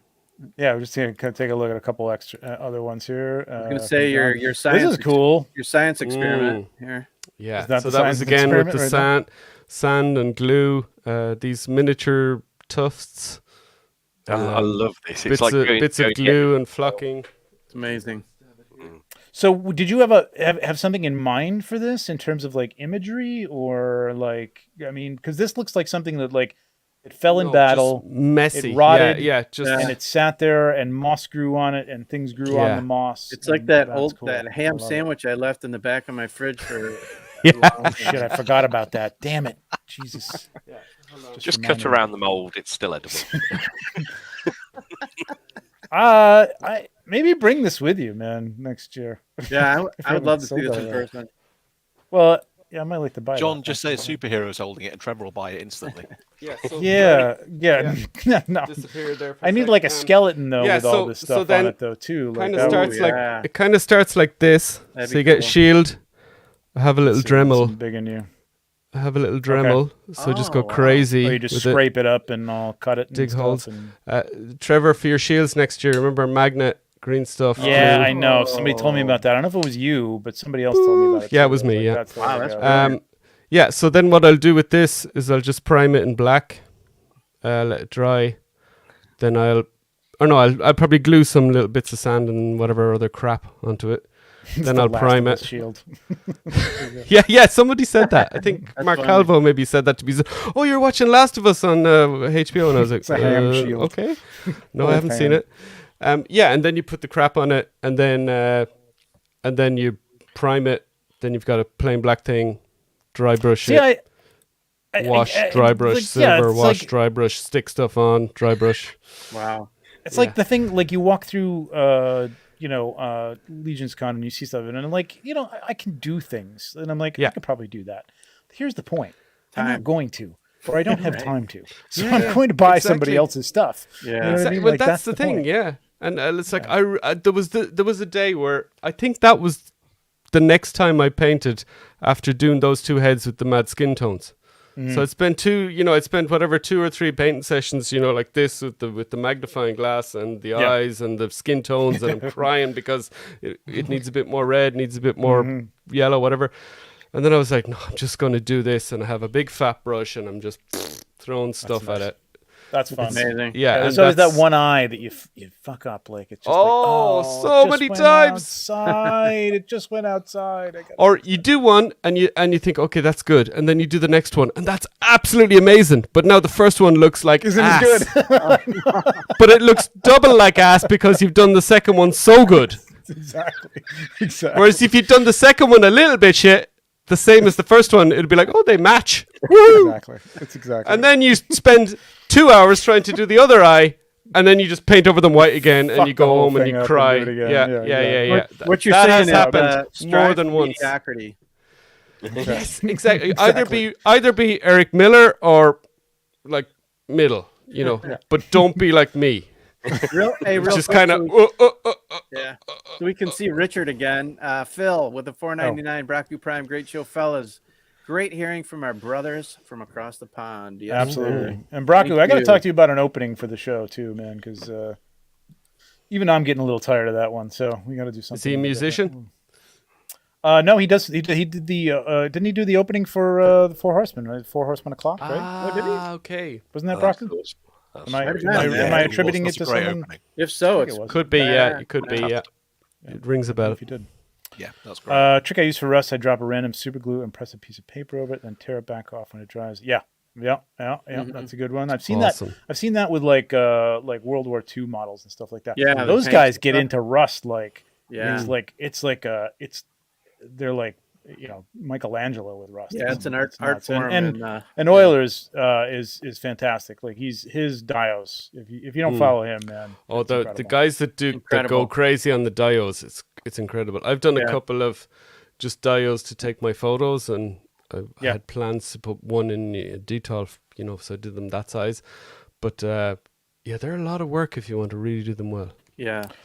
That's why I leave mine a lot of. And it's just in the background. so much paint, you know. Yeah. And your tag for this was, or at least your copy for this was that you matching skin tones as a pain, but this is perfect. This is a tough one. This is like a weird tone. Orangey. So I didn't have that. I mean, I have millions of paints. There's a whole shelf there. It's hard. But I didn't have the one that everyone was talking about for this, the Citadel one. Oh, okay. But I have so many paints, I was like, I can do this. Mm-hmm. But yeah, it took eventually I just kind of bumped up the yellow with a kind of really light glaze, and I put it over what I'd done, and it was like, I had it dry, because it does it. You need to wait for it to dry to see. That's amazing. And then I was like, glaze. Boom! It's actually, so it's not a wash, but it's. And you don't use really water. You use this kind of glaze medium, so it's kind of this kind of like the retardant, right? It kind slows of like down that. the drying. Yeah, but and it lets you thin the paint without. Yes. Yeah. Yes, Eric. I know that. I didn't have it. I bought it now. I bought it now to make my gladiator army, and I'm just going to dry brush it on and go whoa. But that's interesting. Like that, I just learned something, because like I tried to match this body for something that never came to fruition because I couldn't, and I was adding yellow to the mix, like to the mix of the flesh tone that I was trying to get. I did a normal skin tone over this and kind of kept trying to kind of get it a little bit more yellow, and then I just kind of went, okay, I'm going to glaze yellow on this. Yellow wash is an interesting. Yeah, that's interesting. That's cool. John, do you lean toward one paint brand over another, or no? You just Pro Acryl. So it's this American company called Monument Hobbies, and they have these awesome paints, Pro Acryl. So they're super matte. They're quite thin, but they're really good. They're about similar price to Citadel. Nice, interesting. But I do have a lot of Citadel paints as well. The contrast paints, I really like them for a lot of stuff. Well, speaking of contrast paints, that's what you used on this, right? Yes. Who just converted to Vallejo on Jeremy's show? I forget. Somebody said. Yeah, I mean Vallejo is good as well. I like Vallejo. Yeah, I do have a lot of Citadel. I've got a mix of paints. I don't like really stick to one. I tend to pick like the colors and stuff that I want, so I don't really care. But this is nuts, man. Does this airbrush? No, that's contrast paints. Just kind of. I put them all on wet and just blended them together. Amazing. Amazing. Just that's crazy. It up. That was fun. That was another one of I'd just done something really, really difficult, and I was like, okay, I want to just have fun with this one. Yeah. Did you put this on the body yet or anything? Or so the key to this, right, is you prime it black, and then you dry brush the crap out of it gray, and then you dry brush it a bit lighter, really bright white. Okay. So that's what you have. And then you put the paints over that, and then you already got your shadows and your. Wow, that's fascinating. So it's like this was done in. It's like building up. It's building up. Okay. This was done in an hour. Okay. I've done heads that taken me like a day, you know, in kind of real time, kind of. So what do you guys like? And you get you know, decent feedback. You do something like this, and you get like hundreds of likes on the Cabal, and it took me an hour. Okay, maybe I should just stick to this. What do you prime, or what do you guys prime? What do you guys prime with? So do you prime with black or gray or white? Black. I use So I used to use even for flesh tones? I used to use aerosols at the very start, and always had mixed results. Sometimes good, sometimes bad. Lots of brands. Had good results. So now I use airbrush with the Vallejo primer, and I leave it dry. I leave it dry for 24 hours, and it's like you can't even scratch it off. It's awesome. So I like airbrush is definitely the best way to go. You're gonna get the thinnest, nicest. And you can also do it inside. Like I just have like a kind of a cardboard box, kind of a little booth. Oh, it was Eric. I thought it was Eric. That's what I saw that. Yeah. He's switching over to Vallejo. Yeah. Well, you always got John, what do you have planned for this head? Do you have a body that you're working with? Yeah, I was thinking something with Cosmic, maybe. Oh, okay. You know, or I'll see. Definitely. See what I do. But right on. Speaking of Cosmic, did any of you guys get a Cosmic test shot? I got a Sphexian guard. Nice. I'll be right back. That's sitting in FedEx Luxembourg currently. Yeah. Waiting for delivery next Wednesday. That's a good segue to. I know we touched on the cost of shipping with you guys, but it's a little different timing wise as well, right? Can be, yeah. With stuff like this, like sometimes I get like on the all-ins, often you get this FedEx regular and FedEx priority, and there's like $5 or $6 in the difference. But FedEx priority is 2-day shipping, and I've got it like arrives in 2 days. It's amazing. And then the regular takes a week or a week and a half. But FedEx is great. Like people in the States complain about FedEx, or even in some other countries complain, oh, FedEx shipping is crap. If you have a FedEx location in your country, in Europe or whatever, it's amazing. Really? Because it doesn't go through the normal postal service, which is the key. Yeah. So I get my FedEx stuff. I have an account with them. They deliver it. They just hand it over. I sign for it, and then the customs and taxes just gets automatically billed to me through their website, and I have a credit card saved in with them, and it gets taken off. And on the rare occasion that they don't associate my address with their number or whatever, I'll just get a bill in the post, and I transfer them the money with PayPal or whatever, and boom, it's done. Now, you still have to pay the taxes, and whatever the taxes are. Right. But generally, the way it works out with shipping and taxes, you generally end up being retail price here. So you generally end up being the big bad toy store price. Gotcha. At least it's reliable, right? Yeah, but it's like you just have to accept that's what it is. It is what it is. Sometimes you can get like with the Deluxe Legion Builders wave, that was such a good deal on the all-in. You get a couple of all-ins, and even after shipping and taxes, you've got a super deal on the figures there. Yeah. Then you decide what you want to do with them. Do you want to army build with them? Do you want to maybe sell a load of them off and make a bit of money back for yourself? Do you want to use them for customs? Whatever you want to do. But those are the choices you have to make. When you're an international collector, I think, you can't just be getting one or the other figure. Well, you can, but then you got to go for your local retailer. If you're kind of in on the line and you're kind of collecting and army building, then you just have to plan ahead. You have to invest. You have to do like what Richard did today on the sale and just get his 12 or whatever enlist other people helps too. Travis is in the cauldron, you know, right. and he's kind of planned that for a while, and it's just he didn't question it when he got it, didn't look at the shipping, I'd say, just went boom boom boom, click, done. Yep. You know.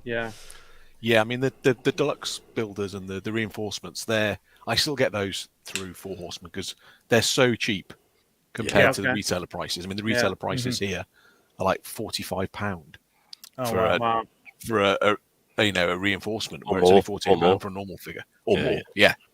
So it's actually cheaper even with the tax and shipping to get those direct from 4 Horsemen. Nice. Or like I did at Legions Con last year, you fill half a suitcase full of Deluxe Legion builders because you missed out on the pre-order. So that's smuggled 40 in. Yeah. I was going to say, I just want to, before we get off of painting, Sorry, Yeah. sorry, Nate. Before we get up in, I just want to shout out Billy Beige and his channel. He just did a thing on wet palette. So wet go palette. check that out Life if you're interested in changer. wet palette. It's awesome. Yeah, it's great, man. I got one. Nikki Nicole mentioned it in the Cabal, and I hadn't heard of it, and I went and checked out. I think I bought the brand that she put up there, and I mean, and they're all, relatively the same. It's the same concept, but definitely a game changer. For just for if me. you have kids of a certain age, doesn't really matter what, but they're always coming. They interrupt you for 5 minutes and doing something. Yeah. If you're painting and you have a dry palette, that's all your paint You're dry. done. That's it. And that's your brush kind of dry, and you're like, oh, what was I using there? You put the lid on the wet palette, you go and make their toast or whatever they're looking for. You come back to it, and you go, okay, I'll pick up where I left off. Or Exactly. on the other hand, you just finish for the evening, you leave it there, and you come back the next day. Now, some paint brands maybe don't last a day. Right. Top tip: if you really, really want to make your paints last, stick it in the fridge overnight. Interesting. Really. Your wet palette in the fridge? Yeah. Don't put it in your sandwich box the next morning when you go to work, but stick it in the fridge. Especially not that ham sandwich you got in the back of the fridge that you forgot about. Yeah. If you really want to make it last for a couple of days, or if you're going away for the weekend and you're like, oh, that's such a good blend going there. It's great. Stick it in the fridge. It might still be good. When you take it out of the fridge, do you have to wait for it to get back to room temperature to use, or can you use it straight out? No, just stick a couple of blocks of ice on it. I don't care. A little bit of whiskey. Sculpts don't care. You're done. No, it should be good. It should be good from the fridge. Yeah. Okay. I mean, obviously, don't stick your brush in hot water and stick it into it, but like room temperature pretty quickly, I'd say. All right. Blaze says the same thing. Yep, very good. There Good you go. tip. See? Cool. Great Nice. minds think alike. Go ahead, We're Nate. learning You had a stuff. question, though, about... I was going to segue off of- into Legions Con. I wanted to ask you guys, A, favorite memories, B, are you coming again this year? Yes. We're sharing a room. Three of us are sharing a room. You're already in? Everybody's in? Yeah. All If right. there's any hair in the shower, it's my fault. Unless you like Anthony Halcyon, then who knows where the hell it comes I was from. going to say. I know where I'm coming to party. No. Yes, John very, very kindly sorted it as soon as it was out. Rich and I Fantastic. finished work, and it was like, guys, I've sorted it. It's like, yes. Now, do you guys try to, if that's the case, it seemed like, because Richard, didn't you have quite an excursion this past year? Like, I don't know, you had issues with the cab or a flight? Or... Yeah, so the trip over was fine, and then I got there and the cab charged me, it was 20-minute cab journey from Newark to my hotel, and they charged me $75. It's going to be longer this time. Wow. Which I was appalled by, but Is that but yeah, Dennis Darby told me that was actually not too bad. Oh, okay. But then I got to my hotel and they told me the room had been cancelled. Yeah. So there was a bit of a nightmare start, but after that it was brilliant. That's right. Well, the room's taken care of. Will you guys somehow try to? Do you guys? You don't fly out together, meet up somewhere to come in, do you? I've suggested this time I'm going to try and meet Rich in London. I think he'll have to be London because otherwise I have to pay twice to get to Bristol, and then Okay. so I'll probably meet Rich in London and get the Yeah. flight. We flew out different places last time, but we're Yeah. going to try and fly out together, aren't we, this time, Mal? Yeah, So, yeah. Nice. So you're going to try and get there together and then Yeah. share that cab for that $75 Yeah. cab. Right. What day are you guys coming in? Do you know? Or you haven't worked that out yet? Thursday. Yeah, Thursday. Thursday Yeah. afternoon is mine. I'm doing the Yeah. same as I did last year. I mean, there's obviously other options. You could think about intern. Maybe you get in there or whatever, but just have to bite the bullet. And Yeah. there'll be other times. But I think at the stage I am now with everything, I just thought if I can get away for that amount of time, I'm golden. Well, that's awesome. Even Yeah, that's there's awesome. the Glad even you guys there's coming the back. trying to do the Emil and Thomas kind of trip as well. I mean, that's obviously something awesome to do, but Yeah, you're yeah, welcome. You're welcome to come. I'm sure we would be. That's absolutely the least of my worries. But it's just Yeah. that's such a tough thing to combine with that, just with time and For sure. everything, and kind of. Yeah. I'm kind of I'm here for the kids all the time, and last year well, was Long great. Island's right there. You can fly into Long Island. You can stay in my house, and we can all drive to New Jersey. There you go. Last year was great for me because it was in the midterm break from school, so the kids were at home, and my wife's a teacher, so she was at home, so I had no worries in that front. This year's a week later, so a little bit trickier logistically for me, but we'll make it work. But I think to do a whole week out of it would have been tricky this time. That's a lot. But, yeah. So from last year, big... besides the awful hiccups that you had, Richard, on the flip side, talk about some good memories. What'd you guys think? I loved it. Absolutely loved it. Thank you to John. John and I had sort of chatted a little bit online. I bought a couple of things from John previously, and he messaged me on the Friday morning just going, the guy set up a projector in the hotel because I stayed in a different hotel. Chris Ferrone, legend. Yeah. Oh yeah. Come over and watch this sort of thing. So I went over, met John for the first time in person, met Mal. And it was just, for me, it was just an amazing experience. It was just so good. I mean, I was one of the ones that sneaked in on the Friday night and had a little walk around the display area. Sorry, Jeremy. You were one. Yes. But I got to chat to everybody. I had a really good chat with Jesse and the Immortal Collectibles guys, and it was just really good. Yeah, but the whole fun atmosphere. I said to my wife, and I said, I mean this in greatest respect, because obviously we've got married, we've had a baby, but it's one of the best times of my life. Right. It was great. It was just brilliant. I was hungover every single morning, but that was fine. Because it was just, I spent a fortune, but I got to meet everybody, saw some incredible pieces, and then just got to chat with people. It was just amazing because the whole camaraderie of people. Everyone was talking about the same sort of stuff. I spent a fortune. I was hungover, but it was the greatest time of my life. Yeah, basically. I had a samurai, a Kitsune samurai T-shirt on.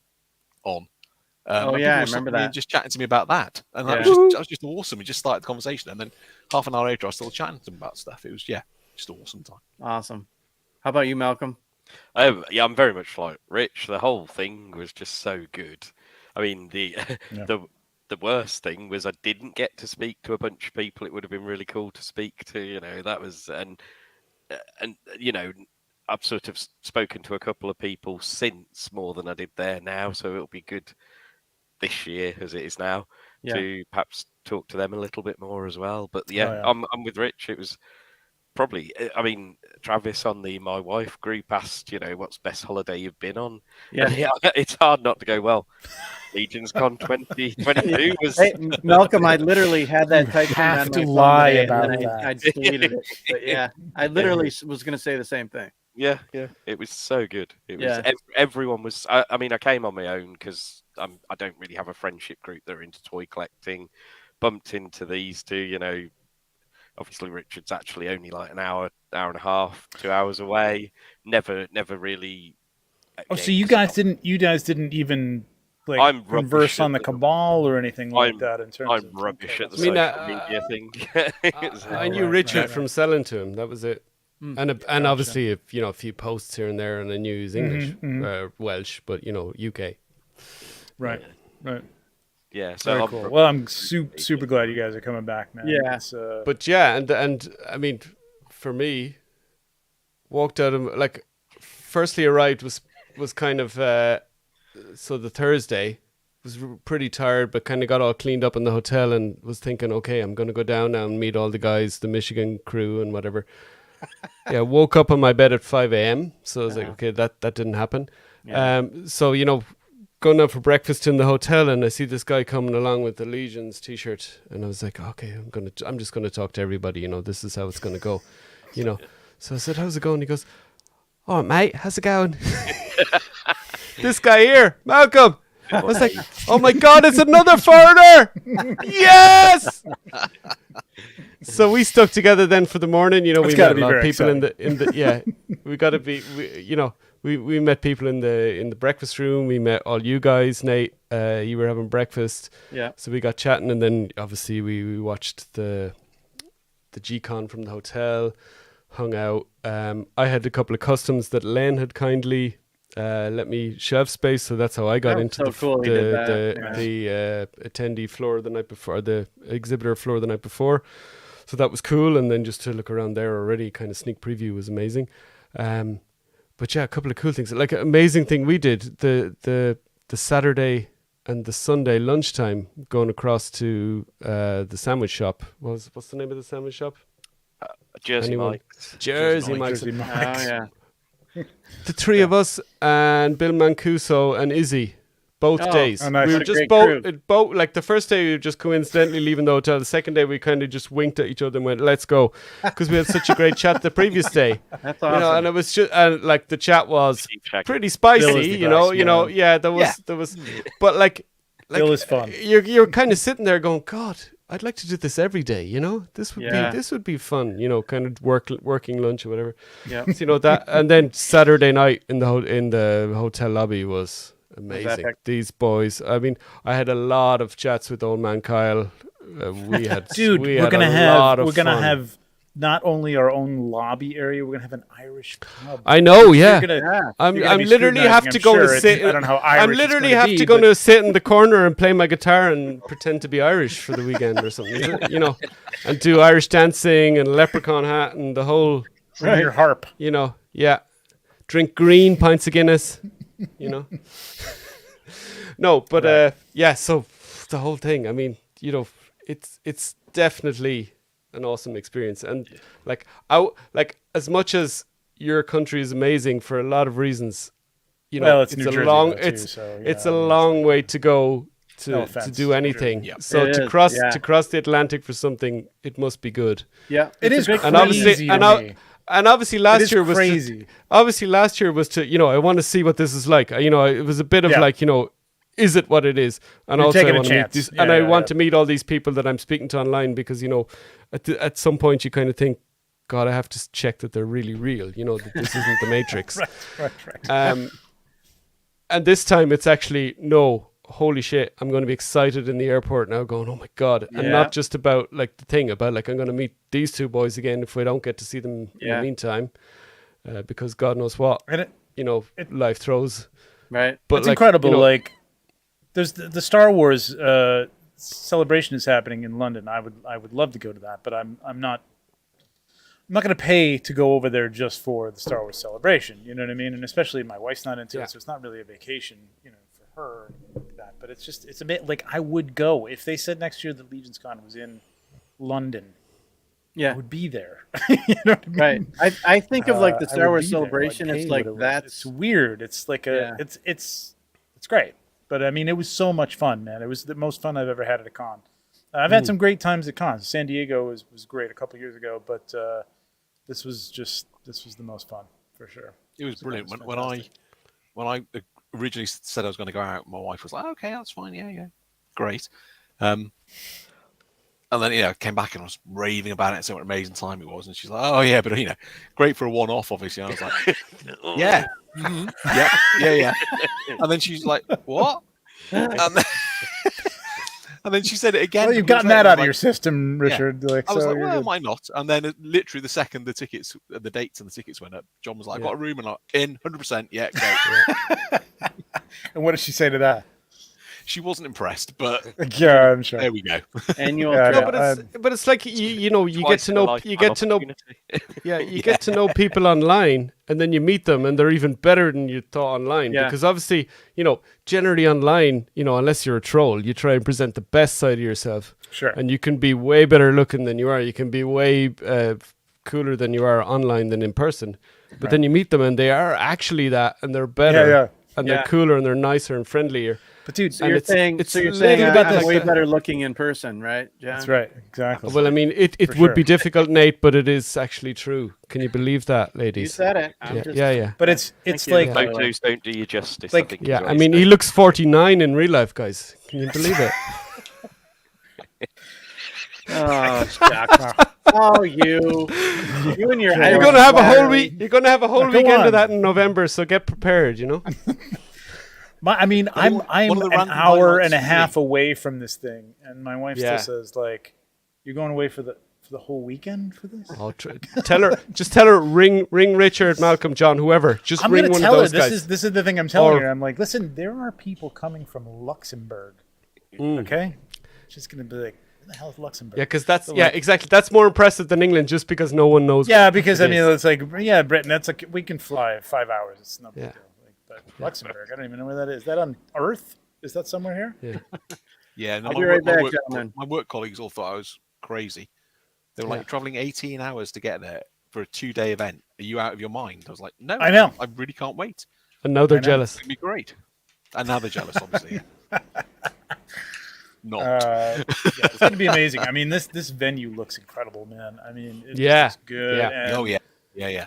I mean, there's going to be John. You said you're getting a table, and like, there's going to be. I think there's going to be a lot of people. Again, like I think it's grown every year. Like the first year, it was basically us in the back of a closet in the back of the PAL place, the Police Athletics League, and the next year it was like. The whole cafeteria, and people were like, yeah, I'm going to show some stuff. And like Eric LeBron was like, oh, people want to buy stuff. I'm going to make stuff to sell. And like people went in this year and go, oh, wow, like people want to buy this stuff. And it was amazing that people still bought what they did despite, $300 out of pocket right off the bat for your exclusive stuff that you want to get. You know what I mean? And still... people bought, man. I mean, but it was a community. A lot of the stuff it's a bit like an art exhibit. It's your one chance to get it. It is, yeah. And it was great when it was an art exhibit. When the year before, when it was the majority of people, Eric Miller, Rich Kais, Eric LeBron, just to name a few, were just showing stuff. They weren't selling anything, and it was great to see anyway. I very nearly came in 2021 because it was the end of lockdown and they just opened up flights between the UK and the US. And it falls on, like, my birthday is the 14th of November. So I was so tempted to come in 2021, but just felt a bit too much with COVID and all that. Yeah. Well, 2021 was nuts. I mean, we're all breaking out of that. I mean, obviously... everybody came back. Well, not everybody, but a lot of people came back with the con crud, or who knows, maybe COVID. Who cares? I mean, to some degree, yes. My wife, when I gave her COVID, John, when I brought it back. Okay. I mean, obviously, I say that a bit in jest. You know, I mean, there is of course. But like, I would say we have vaccines now. It's not 2021. The risk is worth it unless you're, unless you're kind of somebody who's maybe a little bit in danger and that stuff. But in general, the risk is worth it, I would say. I would say the same thing. And I mean, unless you're deathly ill, I would like. Yeah, you're compromised. Even Corn Boy risks it.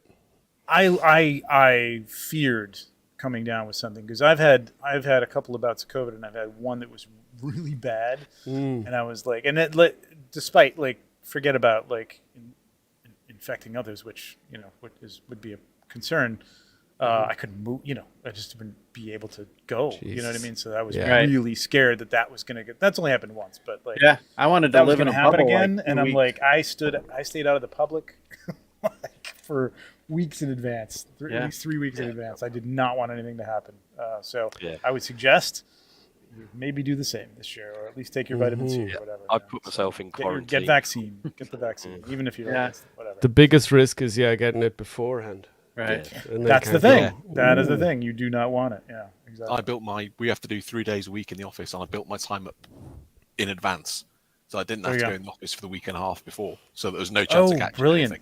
Nice. Brilliant. No bus travel, no office full of people. No, just stay at home, limit my exposure to anything. There you go, Cloud. Don't leave. Definitely don't. Wow. Don't go out of the house. Don't go anywhere. That's an achievement. Yeah, it is. Sure. Gentlemen, it is late on your. Are we going to do this giveaway, Trevor? Oh my God! Gosh, we're doing a giveaway. Okay, I got that? 2 things. I'm just going to really quickly show this. And you had news as well, Trevor. Oh my God! I forgot about the giveaway. Jesus, I forgot. And the news, Don't forget about the news. That's probably more important to everybody. This is just a real quick thing. Here's Demistros in his real rough state because his shoulder pauldrons are kind of falling off. But man, this cape, let me tell you, this cape by C. Jessen is going to be worth it alone. I don't care what you have to pay for this figure. This thing, And that's part of the standard figure, is it? The standard figure, yeah. There's some stuff coming. I can't say what it is, but there's some parts that are going to be special to the con version, and then they will have this online. I don't know how this is working actually, but they're selling. I think they're going to sell some online. I think it's not going to have the con parts. I don't know. Did they say that they were going to sell a bit like today, I suppose? Possibly. Did they say they were going to sell a standard version of this through? Yes. Yeah. Okay. Good. They did. So that's good. They said it'd be a long while there before it came. I mean, the parts are cool, and when you see them, you're going to be like, yeah. But you know, he's cool as it is, man. I mean, it's a really cool figure. So it's awesome. Even just for the parts. But if they're doing it, like if PowerCon are the ones selling it, you know.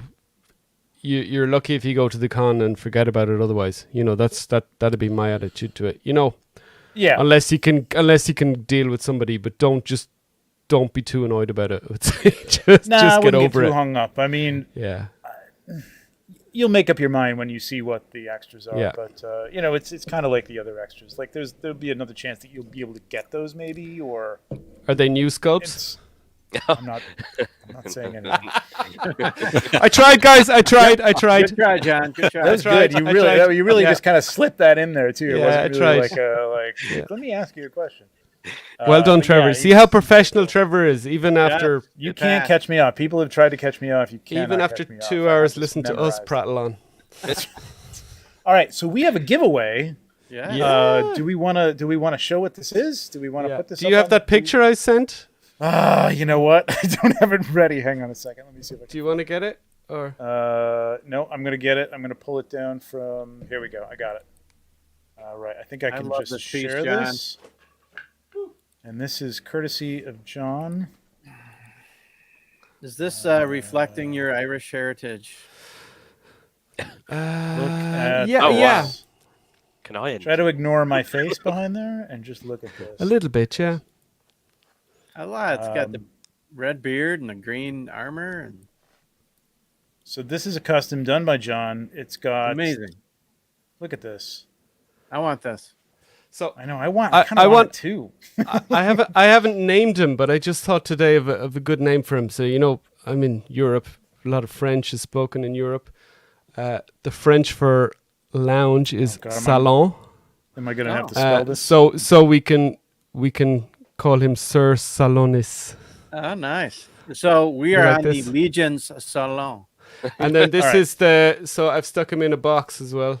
So. Okay, nice. So how do you spell that, in a box. John? SALON, so like hair salon. SAL. Oh, just Sir Salon. Okay. Hashtag is salon IS then at the end, just to make it. Oh wait a minute. Oh, okay. Hang on. SAL. ONIS. ONIS. Oh boy, now you're getting fancy. Okay. Sir Salonis. All right. Mais oui. All right. There are 46 people. Should have put this up front. Might have kept some people, but there it is. They got better odds now. Yep. So there'll be people watching this. There'll be people watching this in the replay going, "Oh, no, you spelled it wrong. It's not Salonis. Sir Salonis. Sir Salonis. Bonnie Rotten. Good Lord, this is going to be a mess." And Greg. And obviously, just copy paste what I put up there, and you'll be good.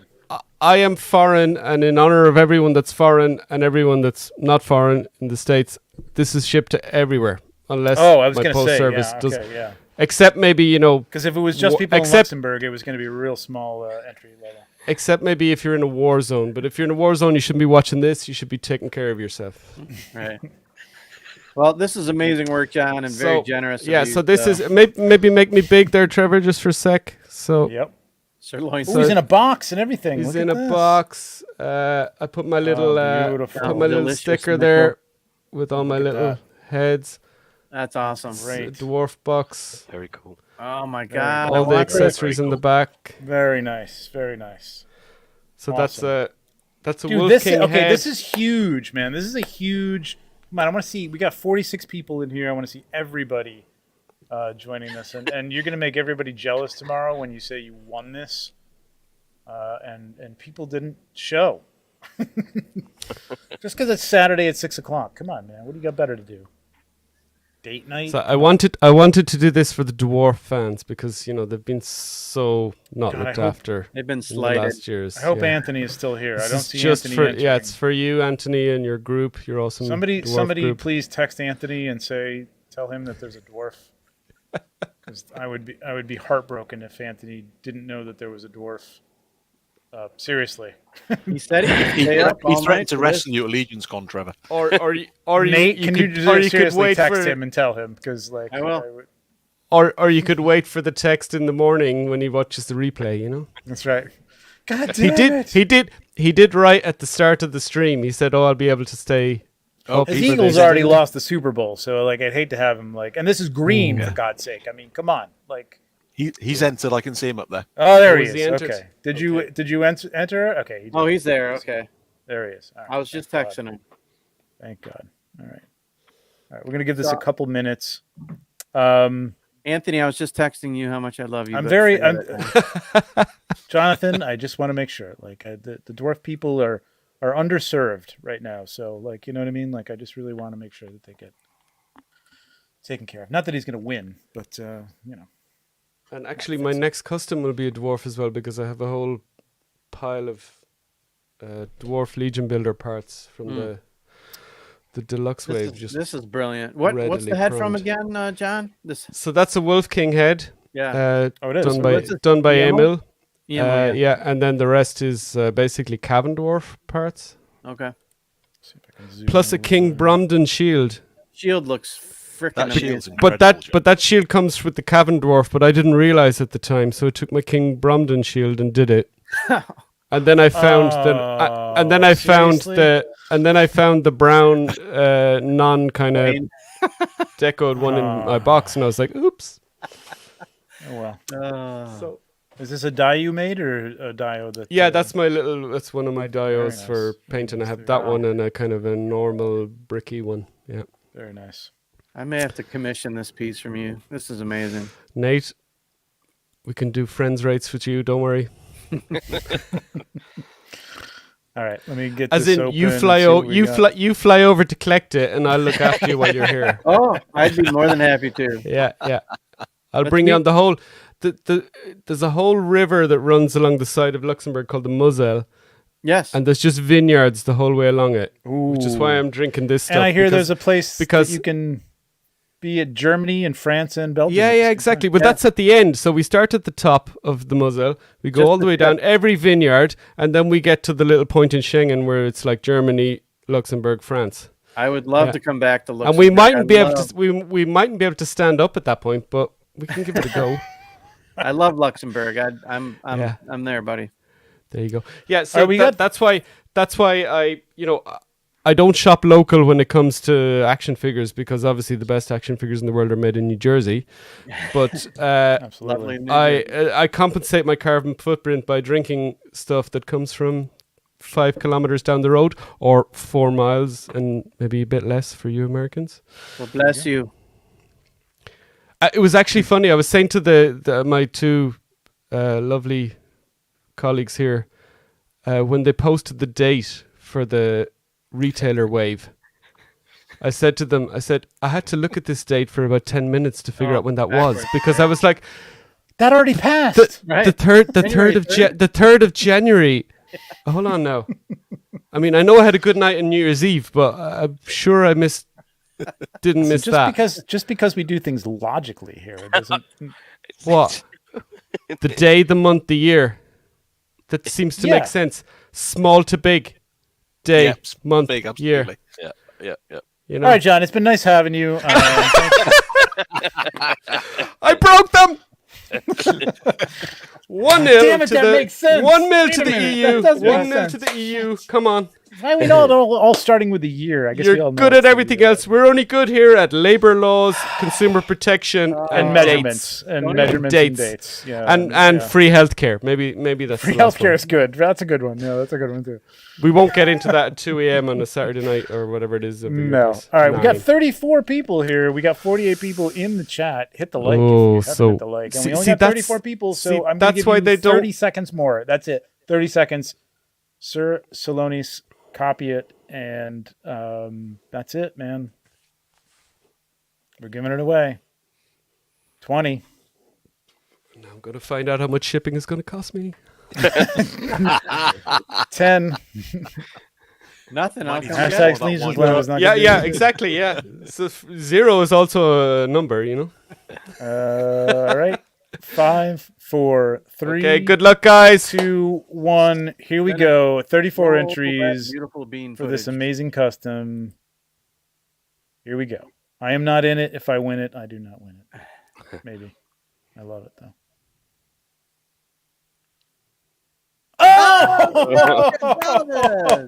Joe! Joe! Damn. There you go. Awesome. Congratulations, man. It's going to cost you a fortune. He's in California. And he's in Nevada. So, like, Hey, Joe's a great Actually, dude. you know what? You can Made a send great it to trade me with in New York because I have to send Joe some stuff. So, Joe, if you don't mind holding off. Well, on I'd some say stuff. I think possibly our postal service just sees the US as one big entity. Oh, really? It doesn't make a difference? Possibly. Okay. I have a friend going to Vegas in March, though, so maybe you can drop it off. Can you wait till March, Joe? No, we're good. We Carry on so luggage, Joe, man. It's Joe, Joe, PM me on Facebook if you can find me. Send me your That's great. details. Congrats, Joe. That's awesome. If you Joe's can't an get awesome if you guy, can't get man. me, get Trevor or Nate, and they'll hook us together. Yeah, Joe's a great dude. He's recently did a more than fair trade with me. He's a super great guy. So I'm That very me too, happy. man. He hooked me up with Etheron for definitely a good price for like I mean like are you not complete? Are great. you complete on that faction now? I just you know what? No, you know who I don't have is Sir. Do I have Eggy? No, I did get Eggy. I don't have the Gold Knight. Oh, okay. So, but I did get. If they're doing reinforcements, that would be one of my bets. If I would love that. That would be fantastic if they did that. It's an easy one. They might do a little gold team, gold knight, gold skeleton. They dropped a little hint in their Legions con with him being in one of the displays. Oh yeah. Okay, I didn't see that. Oh, you're being stonewalled there. Look at that. Look at that. Professionalism up in the corner. What do you think, Nate?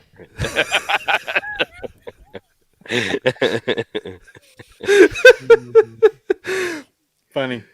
Don't fire him, Jeremy. I don't know anything. I don't know anything. Of course. You don't understand how much stuff I got in front of me right now. I don't even remember what I've shot, honestly. Honestly, it's just like, get it done, make it look good. I don't even remember. And then there's like names boom, I don't remember. Boom, click, Photoshop, click, done. Get out of my way. Exactly. And it doesn't do it justice anyway, so what's the difference? It's just like, here we go. Gold Dragon confirmed. I don't even know what I did. That's how much I've had for you people to assume that I said something. You know what's amazing is that Hedgehog's cleaning his keyboard and it came out actually legible. Yeah, really. Gold skeleton, somebody said too. Maybe he was clearing it with the air pressure thing. You know, that's better.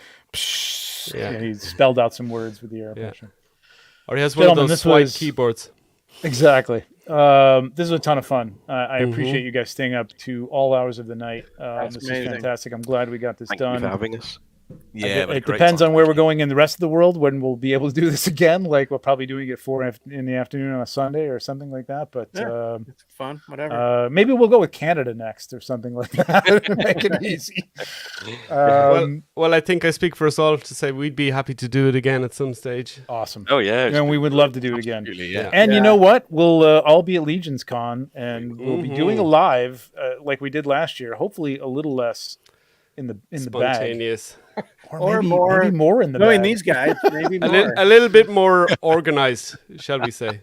Yeah, I think so. It was a little spur of the moment, but maybe we'll get some guests on and we'll get you guys on again in person. I cannot wait to see you guys in person again. Oh, dude, yeah, it's in an Irish pub.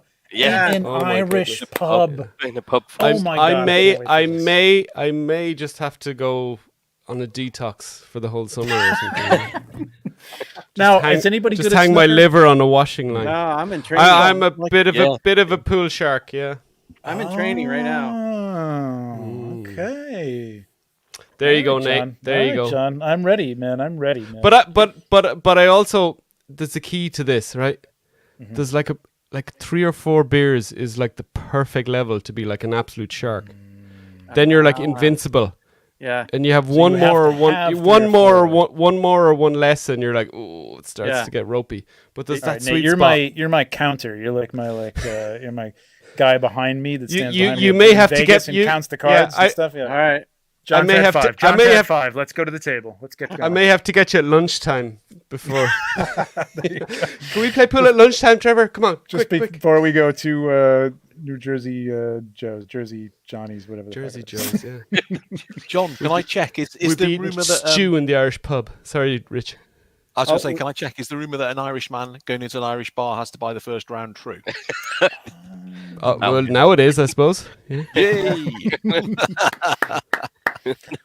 Awesome. Yeah, the reason is because we'll be still standing when the last round, so we'll get our money back. Okay. We'll see about that. We'll see about that too. We can go that way too, John, if you want. Oh Jesus. Very good. Thank you guys. Appreciate everybody showing up tonight. 41 people. Congratulations to Joe. Congrats, on Joe. that. And thank you very much, John, for that generous giveaway. That was amazing. No, we didn't say pool. We said snooker. Billiards. But billiards, pool, yeah. That's a whole other story, man. Forget about it. I'll wipe the floor with you people. Pools of Guinness. Yeah, there you go. So we hope to see you all at Legions Con next year. If you will. Got your tickets, get them. And, you know, it's going to be great, man. It's going to be fantastic. Come on, Jeremy. Give me my table. Yeah, definitely. For sure. All right. And we will see you. I think we're going to do this next Monday. Not this coming Monday, but next Monday. And we'll see you then. See you then. Yeah, we'll see you then. 3 a.m., yeah. Just tell the missus again. If I'm getting up at 3 a.m. on a weekday, my wife will start to get my head checked. Yeah. Richard, I hope you're still But with I'm us I'm co-hosting this show. Yeah. Yes, they me thought too, I mate. was. Me too, They Dan. thought I was such crack that they got me back. No, they couldn't. We're going to have some photographers on next show, Ooh. so that's going to be some fun. We're going to get back Real to some photography. talented What's this channel's people. all about. No, of course, everybody's talented. There's so many, and again, so many talented people, man. Again, Yeah. Even and Travis. you're going to see them there. So even Travis, in his own way, very talented. I don't know He's what good that at talent sitting. is, but He's sitting in the pool. yes, very good, very good. Thank you guys. Okay. Appreciate it. And good night. And Bye, everybody. Good luck and goodbye. And we'll see you. Good night, guys. Thank you very much. Bye, Appreciate everybody. it. Good night. Cheers. See ya. Bye. Bye.